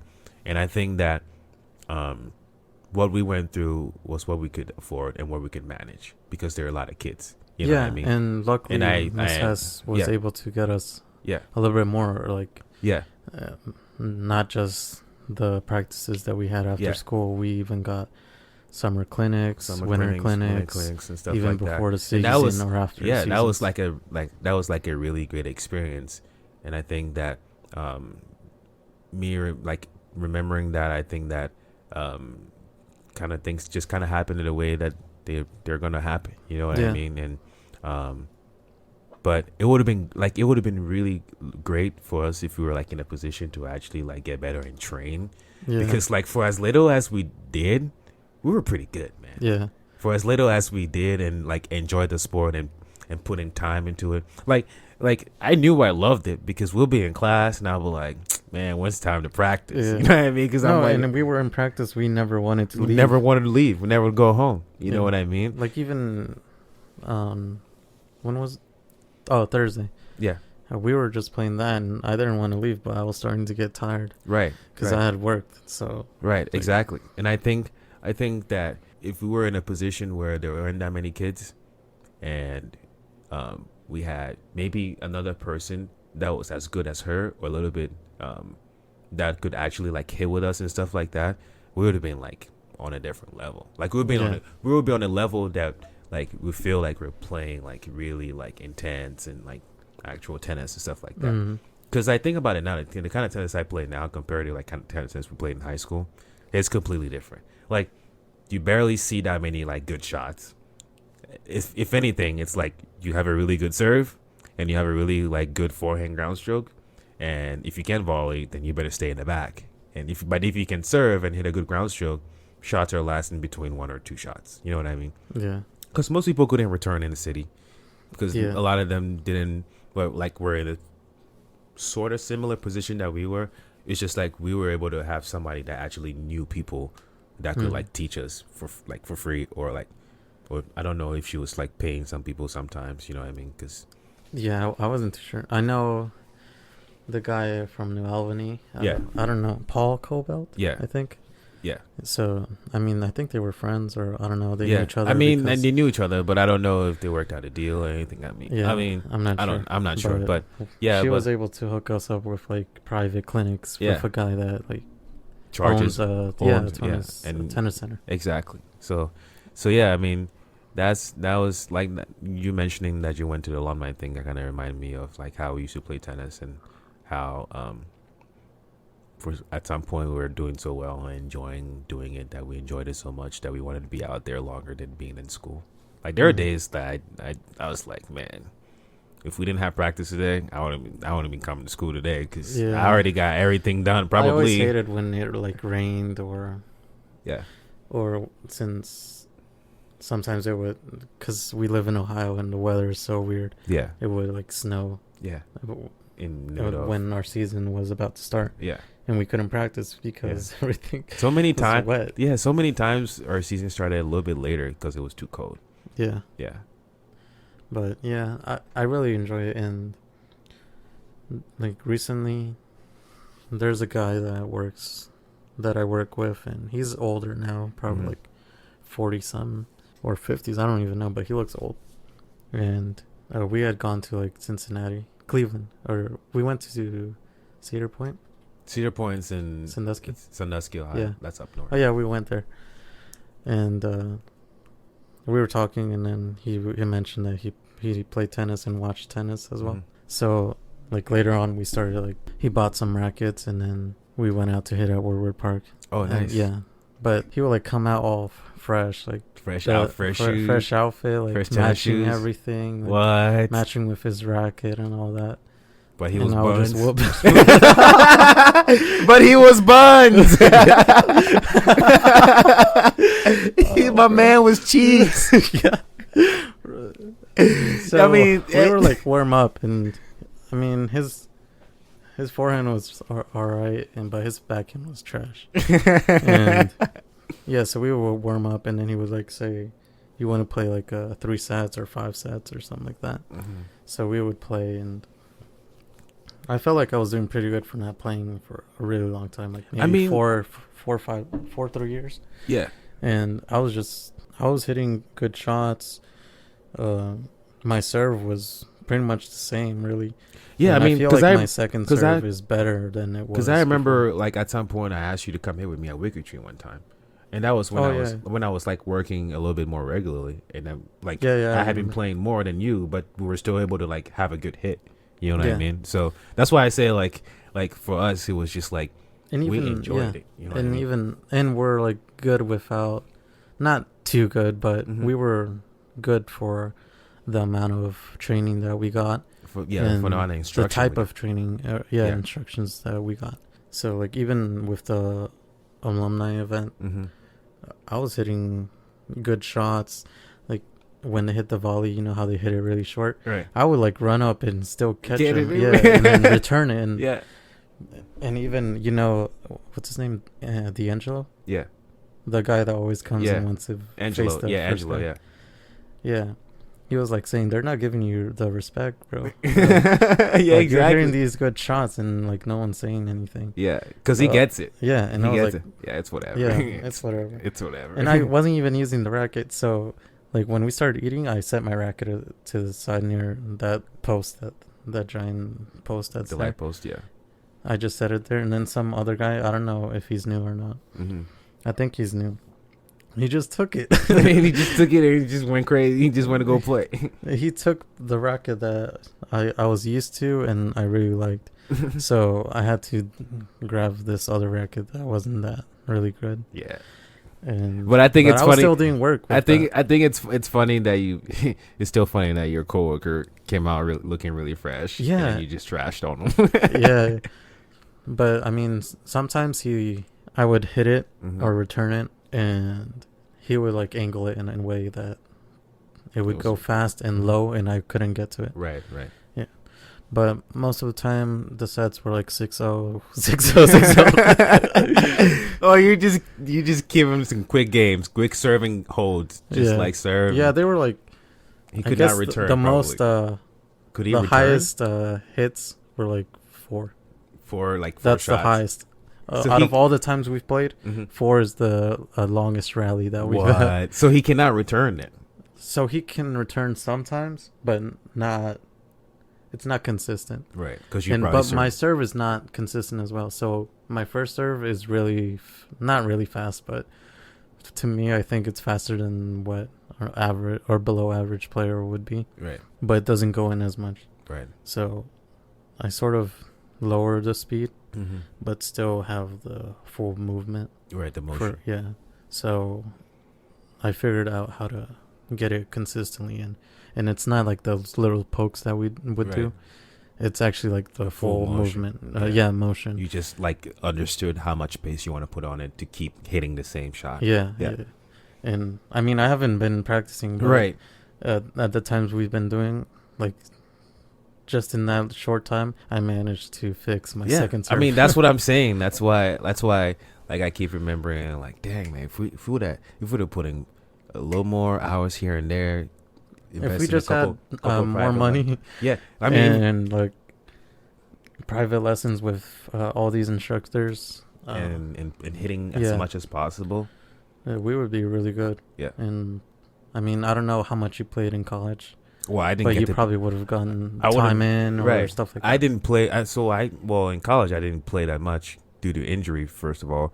And then also, I was just like the kids that were coming in had been playing and longer and had the strokes develop more than I do. Yeah. You know what I mean? So Oh yeah. so I'm athletic and I'm hustling, but that's not really gonna get you far if you don't actually know how to hit certain shots, and people can understand that like your weakness is this, so they just hit the ball there and you can't keep the ball in the court. So like, you know, you kind of screwed. But no, so so yeah, my experience in college wasn't that great as an athlete, mainly because I couldn't play as much, and I'm gonna attribute that some of that to not having enough knowledge about maintaining an athletic body, Yeah. how to hydrate properly, Oh how yeah. to stretch properly, how to strengthen properly, how to eat properly. Yeah, eat properly. You know what I mean? How to work on my mental game properly. All those Yeah. things I didn't fully have the grasp of understanding that like those are certain specific things that need to be developed to make me a good athlete. You know what I mean? So so I didn't know how to eat properly. So then if I got sore or I got injured, I couldn't heal properly. But I also wasn't strengthening properly. So then my body wasn't strong enough to be able to maintain how much physical activity I wanted to do. Yeah. So my body was hurting. I also didn't stretch well. So now I've put my body through all this like motions and I didn't stretch well, so the muscles are not relaxing well. Yeah. And then on top of that, I'm not hydrating well. So like when I need to be drinking water, I'm not. When I need to be drinking Gatorade or something like that, I'm not. So, you know what I mean? So all those factors kind of like affected how I couldn't really maintain my body to be able to like even get better at the sport. Yeah. So yeah, that was my experience for College. I guess for 3 years. And then I finally started learning more and paying attention and actually putting the effort to know more about how to like maintain my body, how to stretch properly, how to use a foam roller, like how to use a stretch band, what parts of my body, what muscles in my body aren't strong enough that I need to strengthen, what muscles in my body I don't have enough mobility to like range of motion and stuff like that. I don't have enough flexibility. So there's those are certain things that are kind of like have become part of my, I would say my not my daily routine, but like my life routine to be able to like maintain my body well through eating well, strengthening well, stretching well, and then hydrating well, because those are all fairly important things to do as an athlete. And then the mental game is just being understanding that like you're always going to be developing, so you just have to be trying positive. Yeah. And always try to become better and not have your inner thoughts sort of slow you down from becoming a better player, athlete, and working on all that stuff. Yeah. Exactly. So I understand the way you were going through probably. Yeah. And what you wanted to learn and achieve. It's so I mean a lot of things that I've learned through my experience growth through college, I've been able to use a lot of that post college. Mainly because those are things I just have to see them as things that I can just learn from. Those are all those things that I didn't really do really well. I just see them as things I can do really well now, and that's all that matters. You know what I mean? Yeah. I've just learned from them, and now I can just do better every time I have to like handle how I treat my body and my mind. Okay. Yeah. So most of the time there you were out because of injury. Yeah, I couldn't play because of injury. Because I'll go play, and then after that I'll be hurting a lot, and then my body wouldn't like heal fast enough for me to play the next day. So like we'll have practice back to back, or practice every day. So like maybe first 2 practices would be really good, other 3 practices really bad because I was just too sore from the other 2 practices that I didn't realize I needed stretch and strengthening for. You know what I mean? Yeah. So it was a very bad cycle. But I think about it now, I think about it now like I can apply, making sure that those things don't happen anymore. To make sure. Were they helping you with that stuff? No, like no? So I was doing top guys. I was doing rehab, but when I started doing rehab, it wasn't like doing rehab is never fun for anybody, because if you're an athlete, you want to start playing soon, and so like I didn't really have the mental focus to understand that I need to strengthen my body so I can play. I just wanted to play, and I was more frustrated I couldn't play instead of just focusing on getting better. You know what I mean? So that was part of it. And then I wasn't really receiving the type of information that was more valuable to me. You know what I mean? For me, what I actually needed, like, so as I got hurt, they started recommending like surgery and stuff like that. And it turns out that as I've learned from the way I've like come to understand the way my body works, I don't need surgery. I need to be able to like understand that these muscles are weak. And the reason why they're weak is because I've never strengthened them before. And I use them more than I strengthen them to use. You know what I mean? So they're just weak. And so I learned that I need to get stronger physically so that I can maintain how much physical activity I need to do.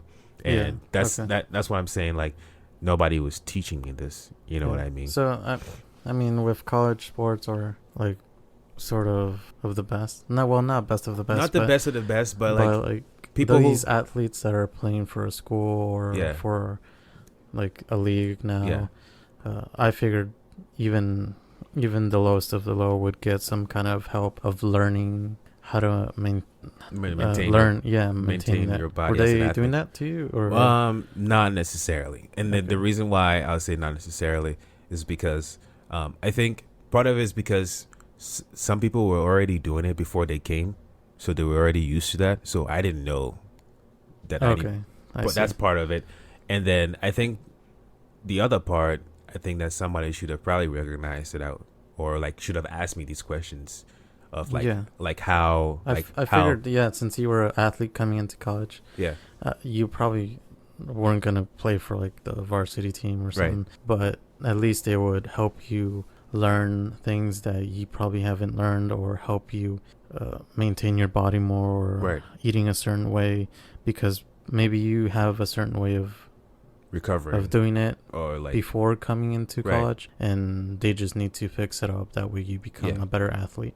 So that's what my assumption was, that they would help the athletes coming in. So the reality is there are some like athletic teams that have they have resources to do that.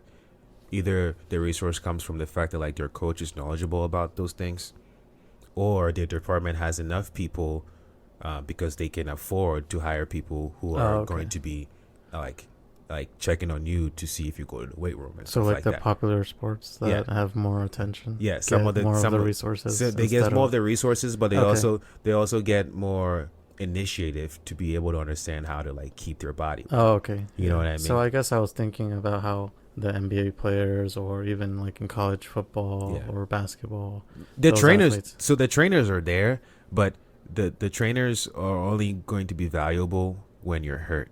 I think they should be able to use that shouldn't be the case. They should be able to use the trainers to help you not get hurt.